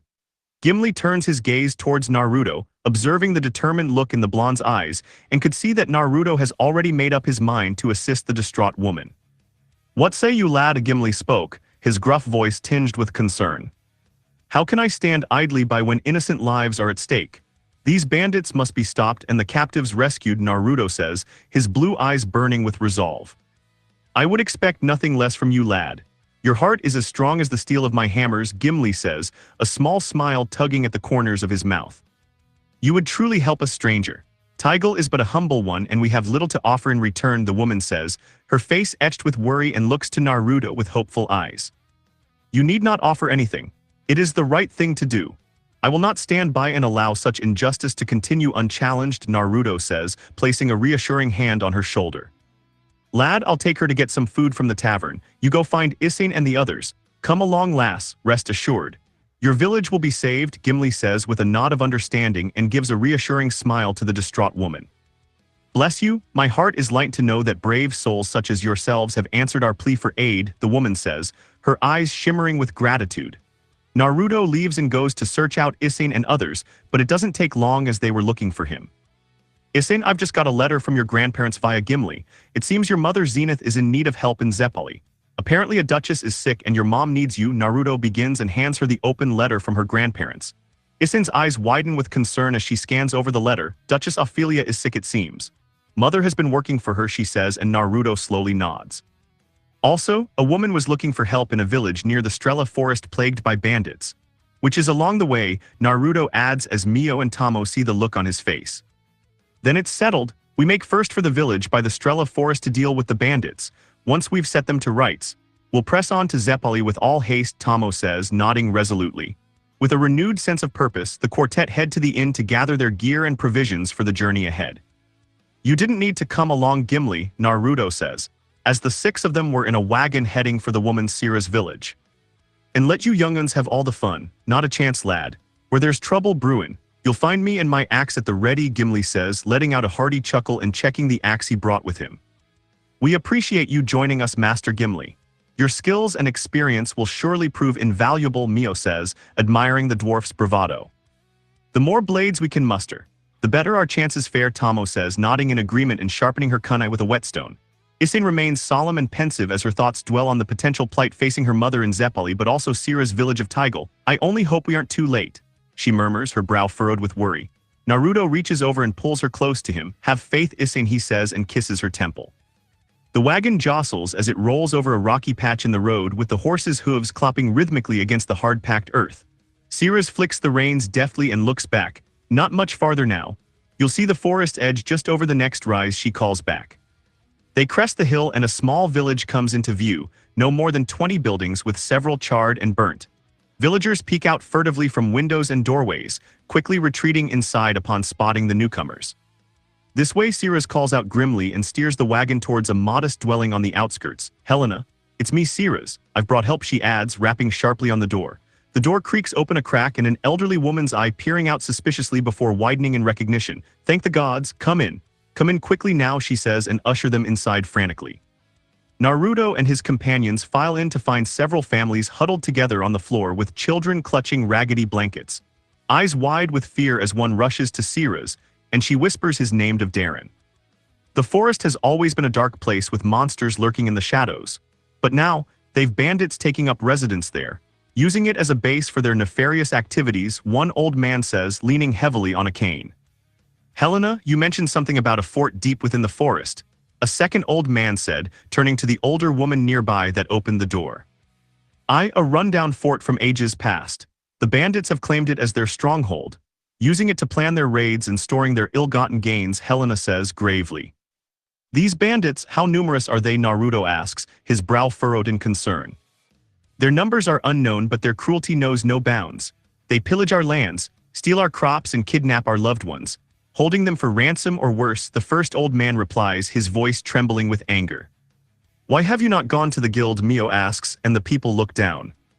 We haven't the money to afford strong adventurers.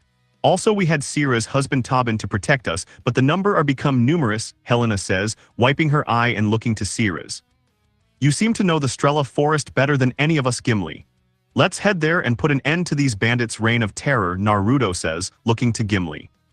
Lad, I know those woods like the back of me hand. It's treacherous terrain, filled with all manner of beasts and foul creatures, but I'll guide you through, Gimli says, his bushy brows furrowed. Mio's full lips curve into a sly smile. It will be my pleasure to introduce them to the true meaning of calamity, she purrs, her voice like silk sliding over steel. A sly grin tugs at the corner of Tomoe's lips. Indeed, we shall fight like proper shinobi. These outlaws will soon learn the folly of crossing our path, she declares, a hint of mischief dancing in her red eyes. Isane's gentle features harden with determination. I will ensure that no more innocents suffer at their hands, she vows, her soft voice carrying a steely edge. Then let's move out. The Strela forest awaits, Naruto says, a fierce pride swelling within him.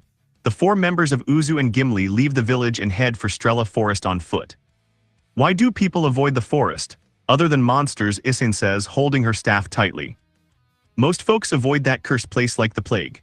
They take the longer road round to places like Zeppali instead or hire a large group of adventurers, Gimli replies, his bushy brows furrowing. Mio arches a delicate eyebrow with her eyes on Naruto, and why pray tell? Would they do such a thing, she says, her voice carrying a hint of amusement. Gimli's expression darkens with a glance to the black spider. Rumor has it that the forest is haunted by spirits of the restless dead. Those who venture too deep never return, he says, and spits on the ground, as if warding off ill fortune. Mere superstition. I have faced far greater dangers than disembodied spirits, Tomoe says, snorting and tendrils of smoke curling from her nostrils. Naruto soon regards the looming tree line with a furrowed brow, memories of the forest of death flooding back. The twisted boughs seem to beckon them inward and daring them to face whatever horrors lurked within. It reminds me of the forest of death back in Konoha, Naruto thought, steeling his resolve. They venture deeper and the canopy thickens, casting eerie shadows that seems to shift and dance at the periphery of their vision. Gimli's grip tightens on his axe with his keen eyes scanning their surroundings for any sign of movement. Naruto's senses were on high alert with his chakra and aura simmering just beneath the surface, ready to be summoned at a moment's notice. Suddenly, a group of goblins burst forth from the bushes, their twisted faces contorted with malice. Their crude weapons glint in the dappled light filtering through the canopy. Here we go, Gimli says as all of them grip their weapons. A menacing growl rumbles through the forest and a pack of wolves emerged, their hackles raised and teeth bared while they circle the group, their golden eyes gleaming with hunger. The goblins let out a guttural war cry and charge with their weapons raised high. The wolves join the fray as their jaws snapping viciously. Naruto's hand tightens around the hilt of his longsword of Gungnir as he swings the blade in a wide arc, cleaving through two goblins with ease. Tomoe, Naruto calls out, his voice cutting through the chaos. A torrent of fire erupts from Tomoe's mouth and engulfing a group of goblins in searing flames, before sending kunai through the air, finding their mark with deadly precision. Mio unfurls her folded metal fan and its razor-sharp edges slicing through the goblins but also wolves as she dances amidst the fray. Move, she shouts, her voice like steel. Isane slams her staff with furious chant as arcane energies crackle and snap before a bolt of lightning arcs from her staff, striking down a wolf that had gotten too close. Gimli swings his axe with brutal efficiency, cleaving through goblin and wolf alike. The creatures begin to thin and stragglers begin to flee back into the forest. First battle is ours, Naruto says, sweeping blood off his sword. Mio picks up a goblin arm and bites down but doesn't like the taste. Disgusting, she says after swallowing. I'll take to the trees and scout ahead, Tomoe said, her lithe form scaling a nearby tree with ease.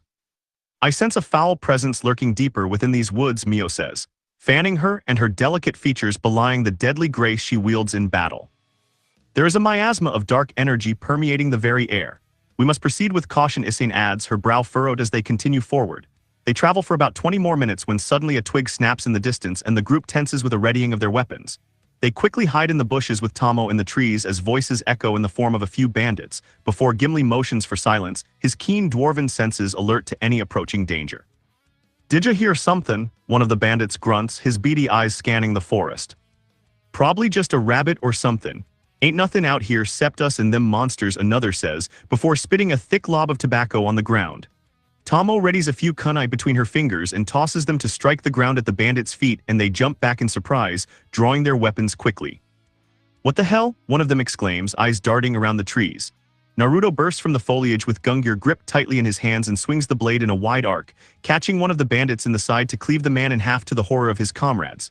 Tomoe leaps down from her perch in the chaos and lets several more kunai fly, the projectiles finding their mark in the shoulders and legs of two more bandits, crippling them. Damn tricks, another outlaw snarls, raising his sword. Gimli's axe meets the bandit's blade with a resounding clang. You lot best be surrenderin' now, the dwarf growls, his eyes glinting with determination. Before the bandits could respond, a swarm of purple spider strings shoots out from the trees, ensnaring them in a tight web. Mio steps out from the foliage with her hands weaving intricate patterns as she controls the sticky strands. Well, that takes care of that, she said with a satisfied smirk. Naruto lowers his sword and surveys the captured outlaws. How many more of you scum are holed up in that fort? He demands, his voice hard. Like we'd tell you anything, one of the bandits says, his face twisted in a snarl, and spits at Naruto's feet. Mio's fingers twitches and the strands tightens around the man's mouth. I'd watch that tongue if I were you. You will not talk to Naruto in such a manner, she warns, muffling his words. I would be inclined to agree with Mio, Tomoe says, a dangerous edge to her voice. Naruto's gaze sweeps over the restrained bandits. I'll ask one more time, how many of you are in that fort? He asks, his eyes narrowing, but they simply curse at him. His eyes flash dangerously as he allows his bluish-white aura to seep out, wrapping around the captured bandits. The outlaw's eyes widen in fear as they catch sight of a massive dragon overlapping Naruto's figure, and its maw opened in a silent roar. "I won't ask again. How many more of your kind are holed up in that fort?" Naruto growls, his voice rippling with power. The bandits tremble with their bravado crumbling in the face of Naruto's overwhelming presence. "T20 and maybe 30, I swear that's all," one stammers, a wiry man with a missing tooth. Mio arches an eyebrow with her spider strings tightening ever so slightly. "You'd better not be lying," she warns, her tone deceptively light. "No, I'm telling the truth, I swear," the bandit says, vigorously shaking his head. Naruto holds the man's gaze for a moment longer before nodding and his aura receding. "Very well, we'll deal with the rest of them soon enough. Shall we?" Naruto says and turns to Gimli, the dwarf's axe still at the ready. Let's go show these scoundrels what happens when they mess with our lot," Gimli says and grins, his eyes alight with anticipation. "Wait, what should we do with these bandits? We can't just leave them here," Isane says with concern in her tone, gesturing towards the captives that still bound by Mio's spider strings. Naruto considers her words and his gaze flickering between the trembling outlaws and his companions. "You raise a fair point. We can't afford to have them raising the alarm or slipping away," he concedes as Tomoe smirks. Mio's lips curves into a sly smile. "I could always keep them." Entertained, she purrs, her strings tightening ever so slightly and eliciting a collective whimper from the bandits. "That's a bit extreme, don't you think?" Isane says, shooting Mio a reproachful look. "Alas, even for these scoundrels. That might be a tad too harsh," Gimli says with a chuckle, his booming laughter echoing through the forest clearing. Naruto strokes his chin thoughtfully. "Perhaps we could secure them somewhere until we've dealt with their compatriots," he suggests with a sigh. "A sound plan, though someone will have to stay behind and keep watch over the prisoners," Gimli says with a nod, adjusting his grip on his axe. "I'll do it, you three can handle the fort while I keep an eye on our guests," Isane volunteers, looking to the bandits. Naruto pulls Isane close with his arm draped around her shoulders in a reassuring embrace. "I appreciate you taking on this task, Isane. I'll leave a few shadow clones behind to keep watch over you and the prisoners," he said, his voice filled with gratitude. He raises a half-ram signs and three identical Naruto emerge with a puff of smoke and standing at attention. "Let's make haste and deal with those bandit scum at their fort. The sooner we eliminate their threat, the sooner we can continue our journey unimpeded," Naruto says, turning to the others with his expression hardening into determination. Mio's lips curve into a predatory smile with her fingers idly tapping her fan on her hand. "Oh, I can't wait to see the looks on their faces when they realize they've bitten off more than they can chew," she purrs, her eyes glinting with sadistic glee. "Alas, those cowards won't know what hit 'em. Let's show 'em why they should never mess with our lot," Gimli says, letting out a booming laugh and his grip tightening around the haft of his massive axe. "Be careful," Isane says and kisses his forehead. Naruto and the others continue their trek to the fort as Isane slams her staff, creating an earthen barrier to encase them with a window on both sides.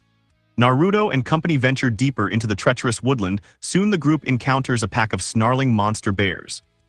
Mio's razor-sharp threads dance through the air, expertly ensnaring the beasts, while Naruto's blade flashes in a deadly arc to dispatch them with lethal precision. As the battle culminates, a peculiar sight catches Naruto's eye, the motionless form of a large white wolf with its pristine fur stained with crimson. Numerous wounds adorn its body, and upon closer inspection it was done by weapons. A faint whimpering also draws Naruto's attention, and he notices a small wolf pup huddled beside its fallen parent. The pup's eyes were wide with fear, and it trembles violently as it is too terrified to move. "Over here," Naruto calls out, beckoning his companions. Tomoe's brow furrows with concern as she kneels beside the pup and gently extending her hand. "Poor thing. He must have witnessed the entire ordeal," she murmured, her voice laced with sympathy.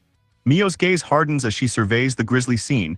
"Those damned bandits will pay for this senseless slaughter," she hisses, seeing the crossbow bolts and slashes. "I will make 'em regret the day they crossed our path. That's for certain," Gimli says and lets out a gruff snort, his eyes narrowed with fury. Tomoe carefully lifts the trembling pup and cradles him gently against her chest. "Shhh, little one. You're safe now," she murmurs soothingly, stroking its fur. She carries the pup over to Naruto as he removes his glove and extended his hand, allowing the pup to sniff his fingers.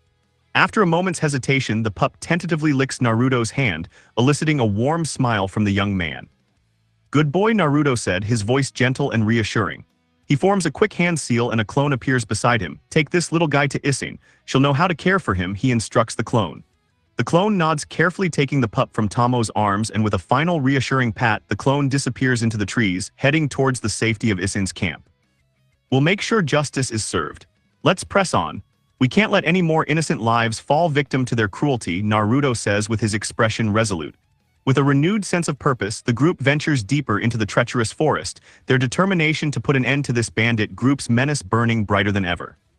Meanwhile in the abandoned fort, the sounds of raucous laughter and drunken revelry echo through the foliage.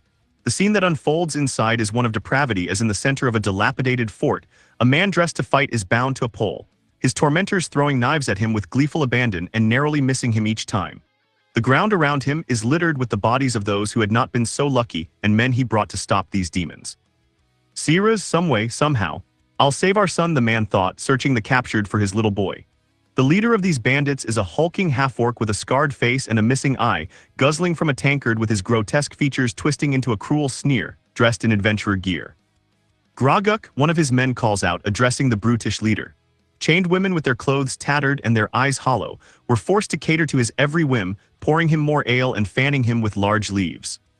Throw another, you worthless dogs. Let's see if this one hits the mark, Groguk bellows, his voice thick with drink. One of the bandits is a skinny man with a rat-like face, snatched a knife from the ground and hurls it towards the bound man. The blade whistles through the air, grazing his cheek and drawing a thin line of blood. Haha, nice one, Reek, Groguk roars, sloshing ale from his tankard as he slams it against the makeshift throne of twisted branches and animal bones. His one good eye fixed on the bound man named Tobin and Sierra's husband, whose face was etched with a mixture of dwindling hope and defiance. Ah, don't look so glum, friend. We're just having a bit of sport, Groguk sneers, his yellowed teeth bared in a twisted grin. Tobin's gaze darts to the disheveled captives and his heart sinks, but yet the sight of these poor souls, subjected to such cruelty and depravity, ignite a fire within him. Release these innocents at once, you vile monsters. They have done you no harm, Tobin spits, his voice trembling with fury. Groguk's single eye narrows and he lets out a guttural chuckle. Innocents? There are no innocents here.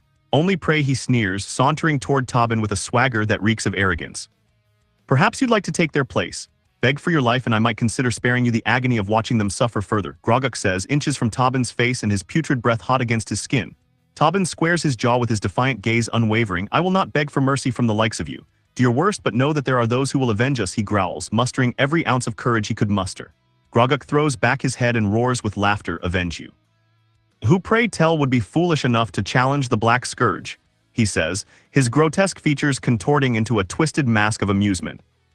You try, boss, several of Groguk's men shout, as the half-orc turns on his heels to grab a knife.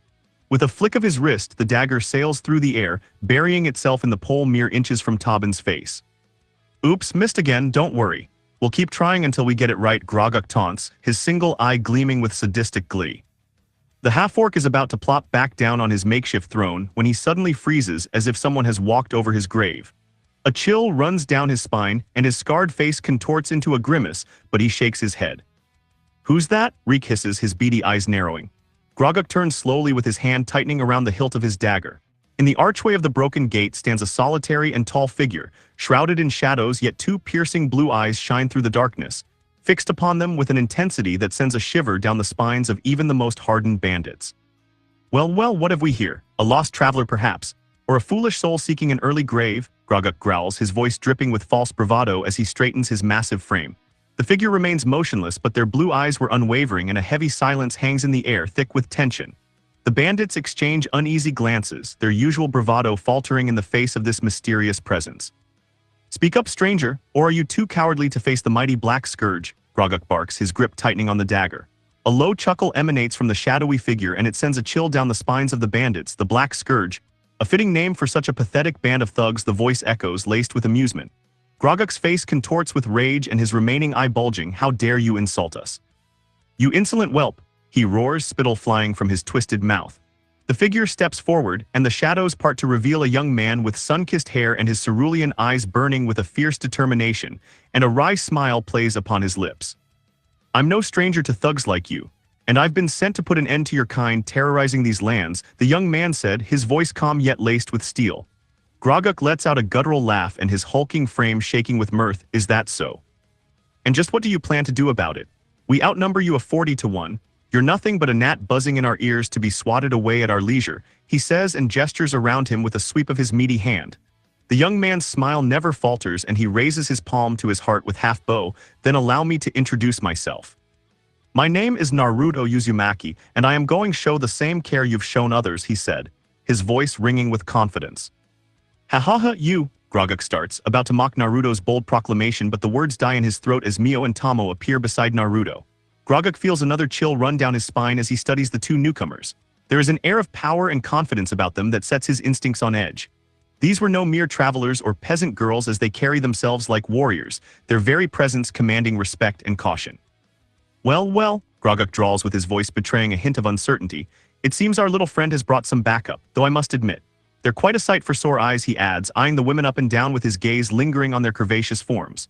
Mio's lips curl into a disdainful sneer. Your lewd gaze and foul tongue only further reveal your true nature, she hisses, her voice dripping with contempt. You would do well to mind your tongue, Tomoe warns, her tone laced with menace and her red eyes narrowing dangerously.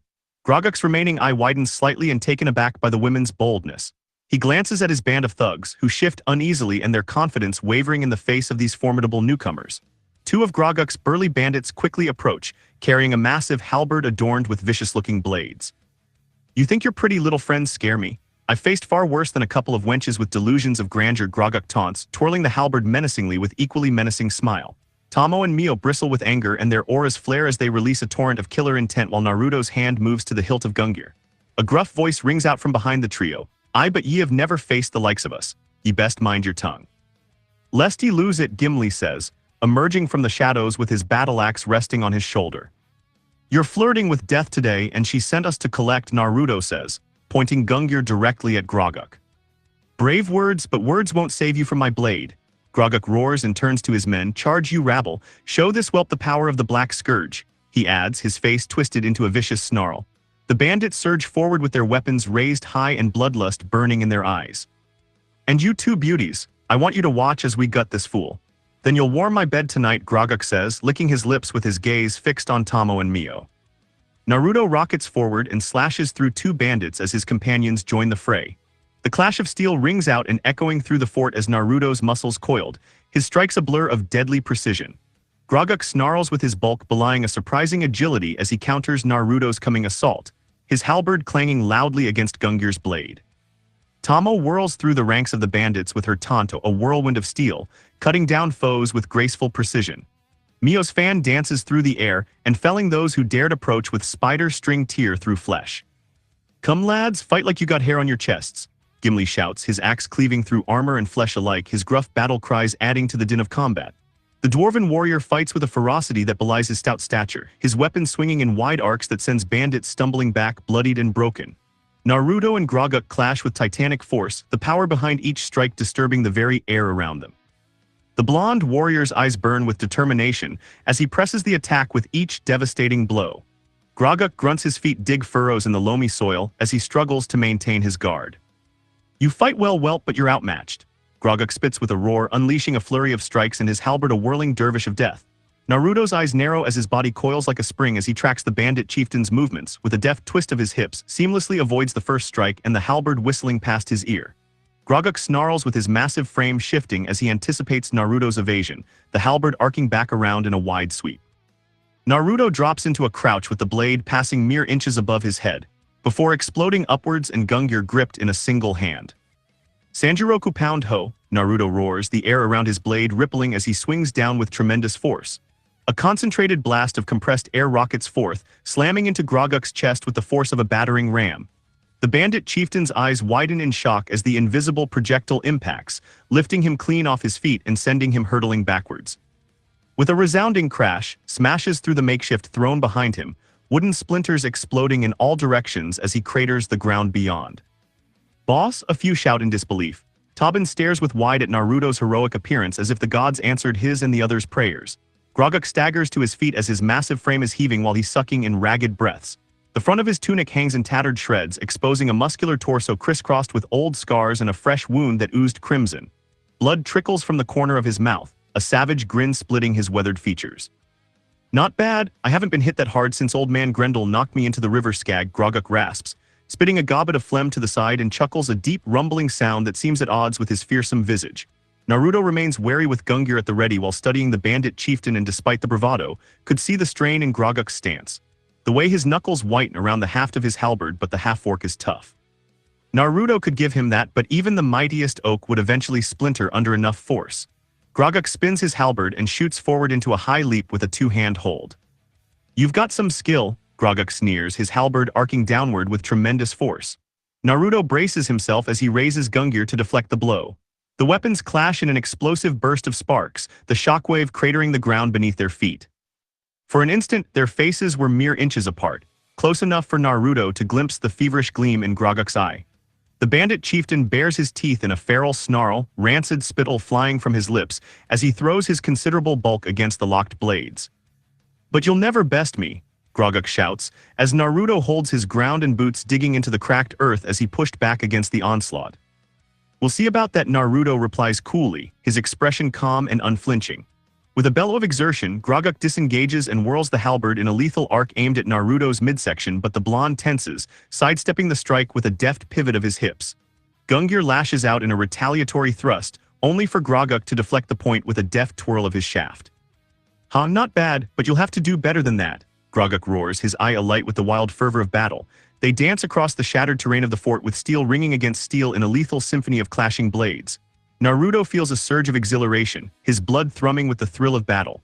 In the wake of the clashing blades, Tobin finds himself free thanks to Tomoe. "Sira sent us to find you," Tomoe says, cutting Tobin feet and keeping him upright, but his gaze is fixated on the battle. A vicious clash of steel echoes as Naruto parries a vicious overhand strike, his body straining against Groguk's brute force. The bandit chieftain snarls with spittle flying from his twisted maw as he presses his advantage, raining down a relentless barrage of blows. Gungnir weaves an intricate pattern to deflect each strike with the air crackles with the lethal symphony of clashing blades. The combatants locked in a deadly waltz, neither yielding an inch. "Arg!" Groguk cries out in agony as Naruto's blade slashes across his side, crimson blood spurting from the wound and coating his tunic. Naruto's blade flashes in a silver arc, the razor-sharp edge cutting deep into the back of Groguk's legs. The half-orc bellows in agony as his hamstrings were severed, his legs buckling beneath him.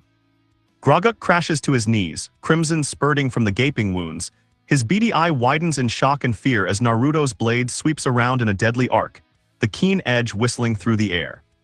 "Now you pay for those you've killed," Naruto says, before a sickening thud as the blade cleaves through flesh and bone, severing Groguk's head from his shoulders. The decapitated body slumps forward, spurting crimson from the ragged stump of its neck. Naruto's lip curls in disgust as he watches the head roll across the blood-stained ground, its expression frozen in a rictus of shock and agony. Swiping his blade through the air to clear it of gore, Naruto surveys the carnage around him. The stench of spilled blood and viscera hang thick in the air, mingling with the acrid tang of smoked torches. "You have our eternal gratitude," Tobin said, his voice tinged with relief.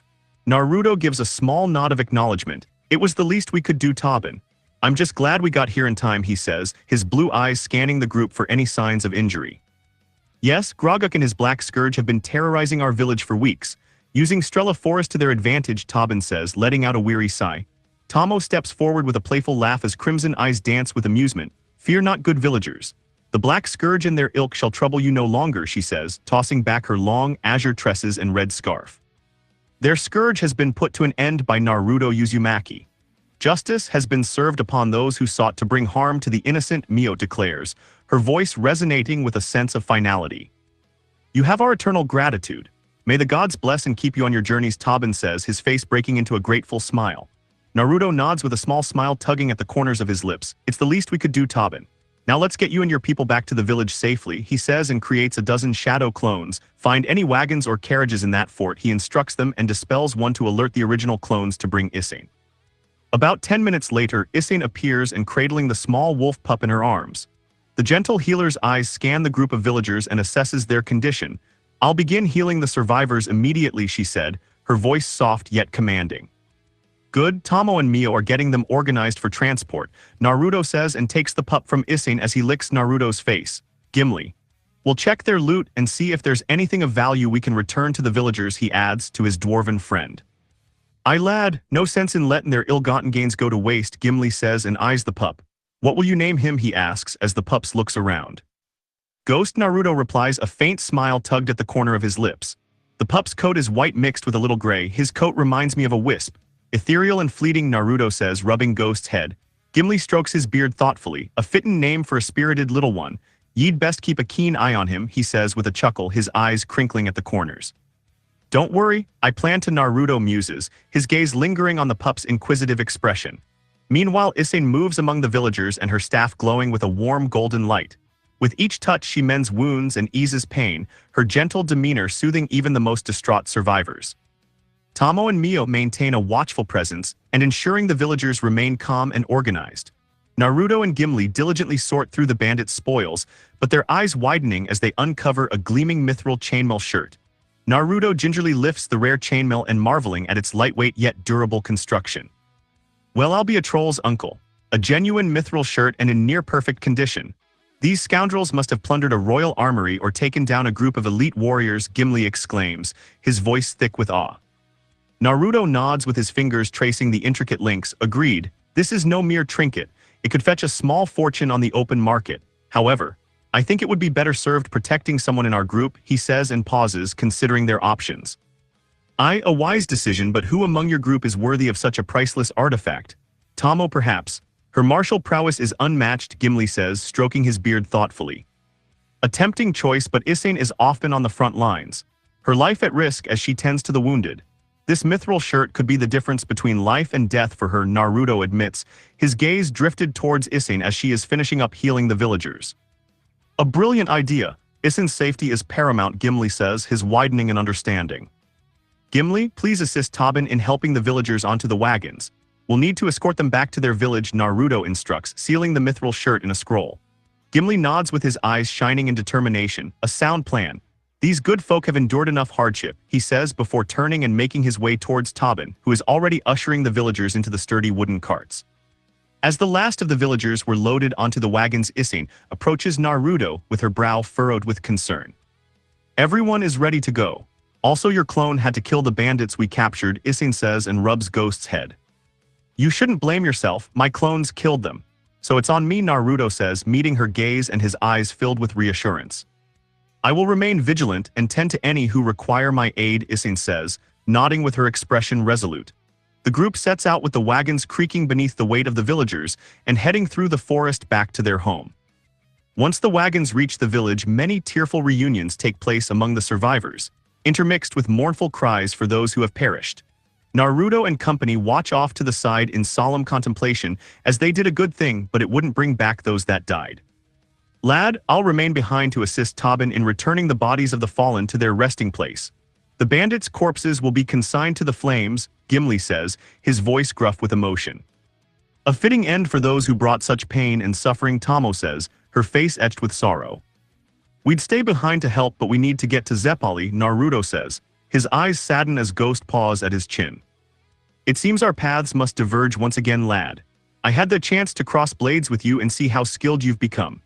Tammin will welcome my return, but a part of me will miss the thrill of battle, Gimli says, a faint smile tugging at the corners of his weathered face. We'll see each again, Naruto says, and shakes Gimli's hand as he bids the ladies goodbye as well. Tobin and Sira's approach our heroes with their young son Darren nestled between them. Sira's eyes shine with gratitude as she addresses the group. Words cannot express our profound thanks for your selfless actions. Without your aid, our village would have been lost to the cruel clutches of those vile bandits, she says, wiping an unshed tear. Tobin nods solemnly with his gaze fixed upon Naruto. You have given us a chance to rebuild and start anew. As a token of our appreciation, we offer you these horses, he says and gestures towards the 3 steeds, 2 of them a rich brown hue while the third's coat was a sleek inky black and a little bigger than the mare's. This is a generous gift indeed. We will ensure these noble steeds are well cared for on our journeys, Naruto says, his eyes wide in surprise and his hand instinctively reaching out to stroke the velvety nose of the black stallion as he whinnies. These horses will prove invaluable as we traverse the perilous roads. Their strength and endurance will aid us in our quests, Tomoe says, her voice gentle yet resolute, and Mio nods. Tobin and Sira's exchange a glance with their eyes brimming with hope. May the spirits of our fallen guide us on this journey. And may their sacrifices never be forgotten. We shall rebuild our lives with honor and resilience, forging a future where oppression has no place, he declares, his voice raised and addressing the assembled villagers. Isane, shall we ride together on this magnificent stallion, Naruto says, looking to Isane with a warm smile. Of course, Naruto-sama. It would be amazing, Isane says, her eyes sparkling with excitement and nods eagerly. Tomoe and Mio approach the mares as their expressions were filled with admiration for the strong and graceful animal. Such beautiful creatures. They will be invaluable companions on our journey, Mio says, running her fingers through the mare's mane with her voice soft and affectionate but also a little hungry. Indeed, with these trusty steeds, we shall be able to cover more ground and protect the innocent from harm, Tomoe says, her hand resting on the hilt of her katana. May the gods watch over you and your family as you embark on this new chapter of your lives, Isane says to Taban and Siraz, her voice warm with sincerity. Naruto hands goes to Isane and climbs onto the stallion with ease, extending his hand to help Isane mount the powerful beast. Once she is securely seated in front of him and he gently nudges the stallion's sides, and the magnificent animal begins to move forward, its hooves striking the ground with a rhythmic cadence. Tomoe and Mio gracefully mount their respective mares, their movements fluid and practiced, flanking Naruto and Isane, their eyes scanning the surroundings for any potential threats. The villagers respond with a chorus of cheers, their spirits buoyed by the prospect of a new beginning. With a final wave of farewell, Taban, Darren and Siraz turn to lead their people towards the distant horizon, their hearts fill with newfound hope and determination. They ride along the main path through the Strela forest. The gentle rustling of leaves and the occasional call of a bird provides a soothing backdrop. Naruto shifts a little with Isane in front of him, his curiosity piqued by her earlier mention of her mother. Isane, you said your mother is helping the Duchess of Zeppali. What exactly did you mean by that? Naruto begins, his voice carrying a hint of curiosity. My mother is a skilled healer like me and herbalist. The Duchess Ophelia has been plagued by a mysterious ailment that has baffled her physicians. As a last resort, she sought out my mother's expertise, Isane explains, her expression taking on a slightly wistful quality. A healer of such renown must possess incredible knowledge and talent, Tomoe says, leaning forward in her saddle, her eyes alight with interest. It's no wonder the Duchess turned to Isane's mother for aid. I can only imagine how desperately she must have sought a cure, Mio says, nodding in agreement. Mother sending for me means she wishes to use the spell Hilaga, but it would need 2 healers of equal skill and knowledge of it to cast. Mother's skills are unparalleled. She has studied the healing arts her entire life, and her knowledge of herbology is second to none, Isane says, scratching Ghost's ear with pride in her voice. I hope you both can help the Duchess. It must be a heavy burden for her to bear. Shouldering the responsibility of a noble's health, Naruto says, his brow furrowed slightly and concern etching his features. You needn't worry, love. Mother thrives on such challenges. She has a deep reverence for life and a passion for healing that knows no bounds. Also, Duchess Ophelia is a good person and one of my uncles serves her, Isane assures him, patting his arm. They continue their journey, but Naruto found himself silently wishing for Zenith and Isane's success. The weight of an entire duchy's well-being rests on their shoulders, and he couldn't help but admire her dedication to her craft, despite never meeting her. With Isane's unwavering faith in her mother's abilities, he allowed himself to feel optimistic about the Duchess' prospects for recovery. The days melt into a pleasant rhythm of travel and campfire nights beneath the stars. Naruto finds himself captivated by the natural beauty that surrounds them, the lush greenery, and the melodic symphony of wildlife creating a serene backdrop for their adventure. Isane, if you don't mind me asking, what was it like growing up with a mother so skilled in the healing arts? Tomoe asks, one such night as they were around a crackling fire. It was truly remarkable. From a young age I was exposed to the wonders of nature's remedies. My mother would take me into the forests and meadows, teaching me the names and properties of every herb and plant we encountered, Isane says, her eyes sparkling with fondness as she reminisces. That must have been an incredible experience. Did you ever assist her in her work? Mio asks, leaning forward and her interest piqued. Of course, as I grew older, I became her apprentice of sorts. I learned how to prepare tinctures, salves and potions from the plants we gathered. It was a true labor of love and I cherished every moment spent by her side, Isane replies with a smile. Naruto couldn't help but be impressed by the depth of Isane's knowledge and the bond she shared with her mother, thinking she and his godmother would get along greatly. As the night wears on, the conversations continues, each tale and anecdote painting a vivid picture of Isane's upbringing and her mother's remarkable abilities. Naruto and Isane soon snuggle up together in the sleeping bag, their bodies entwined as Ghost curls up beside them, providing a soothing warmth. Mio and Tomoe watch over them, their eyes shining with a mix of affection and curiosity. They seem so peaceful together, Mio whispers, her voice laced with a hint of envy. Indeed, but there's something we should address before we take our relationship further, Tomoe says with a nod, her gaze lingering on the sleeping couple. What do you mean? Mio says, arching an eyebrow and intrigued by Tomoe's sudden shift in tone.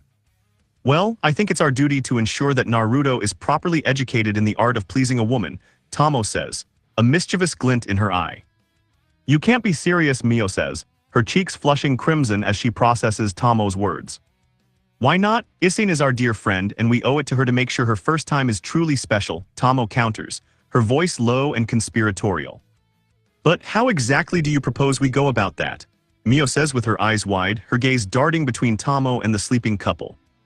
Leave that to me. I have a few tricks up my sleeve that are sure to make Naruto a master in the bedroom, Tomoe says, her lips curving into a sly grin. As the night wears on, the crackling flames cast flickering shadows across Tomoe's face, her voice low and sultry as she regals Mio with tales of sensual pleasures and techniques to drive a lover wild with desire. Mio's blush deepens with each passing word, but she couldn't help but lean in, captivated by the promise of ensuring Isane's happiness. The following days pass in a blur of travel, with the group making steady progress towards their destination as Naruto learns they were in Kuhul region. The region has forests with a mix of coniferous and deciduous trees, with coniferous trees being more common as well as flat or grassy fields. It features significant changes in elevation, with the Zeppali Basin and Arquis being low-lying areas of the region and the farther reaches of the region being high in elevation, including mountain ranges in Arquis. So this is Zeppali, Tomoe says, their eyes widening at the sight before them. The Zeppali Basin stretches out like a vast amphitheater, a shimmering lake at its center, and there, nestled amidst the tranquil waters, is the city of Zeppali, its spires and towers reaching towards the heavens. Wow, it's like something straight out of a fairy tale, Naruto breathes out, his gaze fixated on the 4 bridges that span the lake, connecting the city to the mainland, and his best guess they are about 3 or 4 miles in length. Wait until you see the inside. Zeppali is renowned for its beauty and grandeur, Isane says, her fingers intertwining with his. Indeed, just from this distance, the architects and artisans who built this city were truly masters of their craft, Mio says, her expression one of awe. As they draw closer, the details of Zeppali become clearer, seeing towering spires adorned with intricate carvings rising above the city, their surfaces gleaming in the sunlight. Delicate bridges arched over the crystal-clear waters, inviting visitors to explore the wonders that await within the city's walls. I can't wait to see what lies ahead, Naruto murmurs, his eyes alight with anticipation. Who knows, perhaps we'll encounter a few surprises along the way, Tomoe says, shooting him a sly grin. The party approaches the gates of Zeppali as the hooves of their steeds clopping against the cobblestone on the bridge, while a pair of guards step forward to meet them, their armor gleaming in the sunlight. State your business, one of them demands gruffly, eyeing the group with suspicion. I am Isane Kotetsu, daughter of Zenith Kotetsu. I request an audience with Duchess Ophelia Varna. I should be expected, Isane announces, her voice ringing with a calm tone. Indeed, the Duchess has been eagerly awaiting your arrival, Ms. Isane. I shall escort you and your companions to her manor at once, the second guard said, inclining his head respectfully. Naruto, Tomoe and Mio urge their horses forward to follow the guard into the city. Naruto marvels at the intricate architecture, the buildings adorned with intricate carvings and vibrant frescoes that seem to come alive before his very eyes. This place is incredible, Naruto murmurs to Isane. Zeppali has long been renowned for its artistic and cultural heritage. It's said that the city's artisans are among the finest in the land, Isane replies, her voice filled with admiration. They delve deeper into the winding streets, seeing the market district, other buildings that tower above them like silent sentinels, casting long shadows across their path. They soon the gates of a manor and the guards talk to 2 other guards. The Duchess awaits you inside. Please this way, the new set of guards say. Naruto exchanges a glance with his companions as 3 stable hands approach and gesturing towards their mounts. I'll take care of your horses. Sir and ladies, one said with a respectful nod. How fares the Duchess Ophelia, Isane asks, her brow furrowed with worry. Lady Ophelia is holding strong for now, thanks to the tireless efforts of Ms. Zenith. Her expertise has kept the Duchess's condition stable. Though her recovery remains uncertain, the servant offers with a reassuring smile. Mother is a true master of her craft. If anyone can guide the Duchess back to health, it is her, Isane says, a glimmer of hope kindling within her.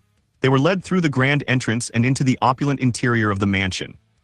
Naruto couldn't help but gaze in awe at the exquisite tapestries adorning the walls, the intricate mosaics underfoot, and the high vaulted ceilings adorned with frescoes.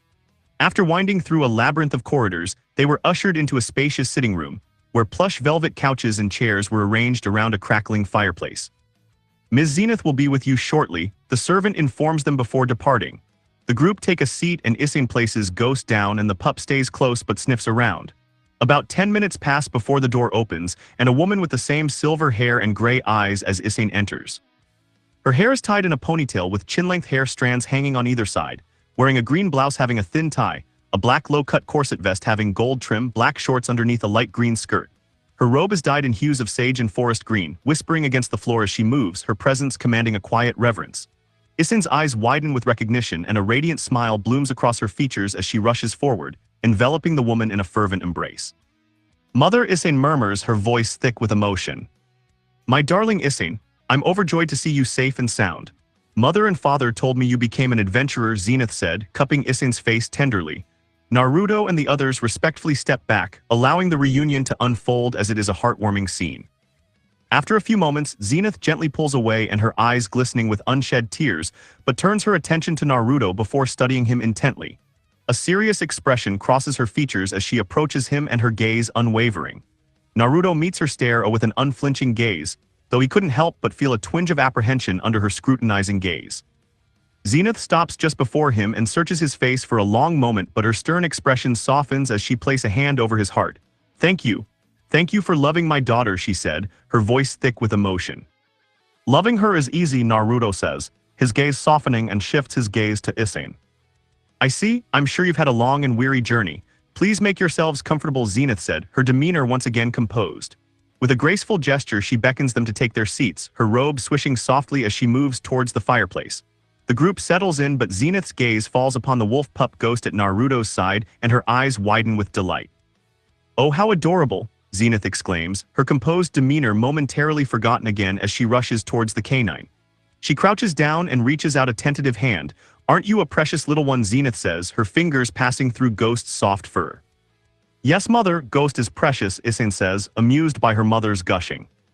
He's simply precious. Oh, Naruto, where did you come across such an enchanting little fellow? Zenith says, cooing softly and her face alight with childlike wonder. I found Ghost in Strela Forest.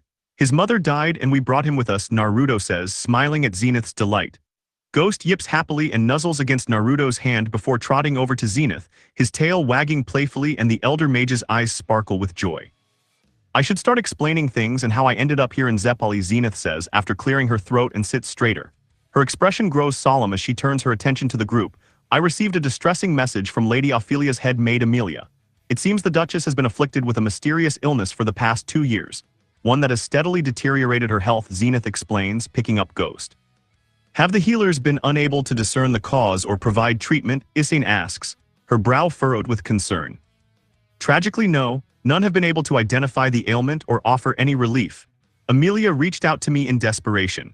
Hoping my expertise in the healing arts might shed light on this affliction, Zenith continues, her brow also furrowed with concern. Have you figured out what's causing the Duchess' illness? Naruto asks, his eyes narrowed thoughtfully. After conducting an extensive examination, I found she has been poisoned with a rare and insidious toxin. The symptoms match those described in various tomes.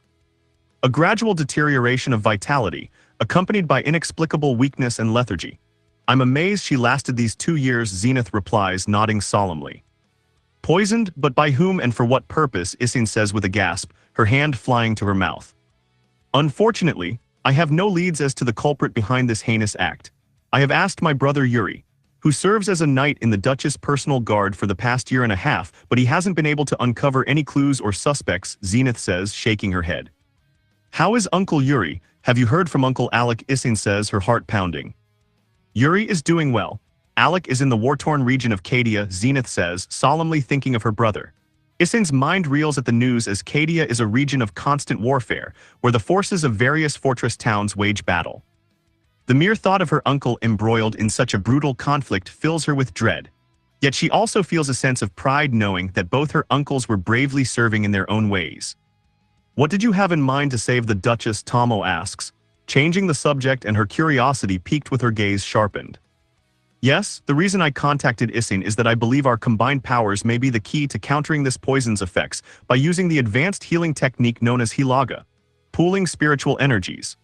Isane and I may be able to purge the toxin from Lady Ophelia's body and restore her to full health, Zenith replies, looking to the azure hair woman. The Hilaga spell, I believe I have heard of it, but it's incredibly demanding, Mio says, cupping her chin in thought. Indeed, which is why I sought Isane's aid.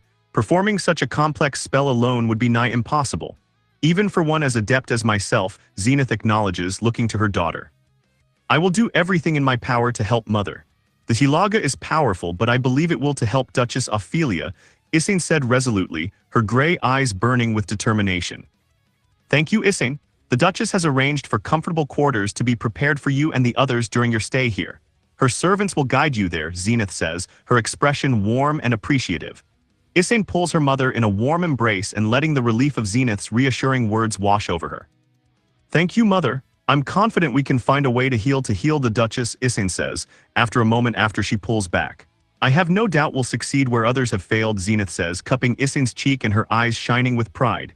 The door opens as two servants step inside. Ms. Zenith, the rooms are ready, if you all follow us. We shall show you to your quarters, one says, bowing respectfully. I'll see you later, sweetie. Yuri will be happy to see you too, Zenith says, and another quick embrace. Naruto holding Ghost, Isane, Tomoe and Mio fall in step with the servants out the sitting room. Your mother seems like an incredible woman, Naruto says, interlock his right hand with her left. She's the strongest person I know. Well before I met you, Isane says with a small smile.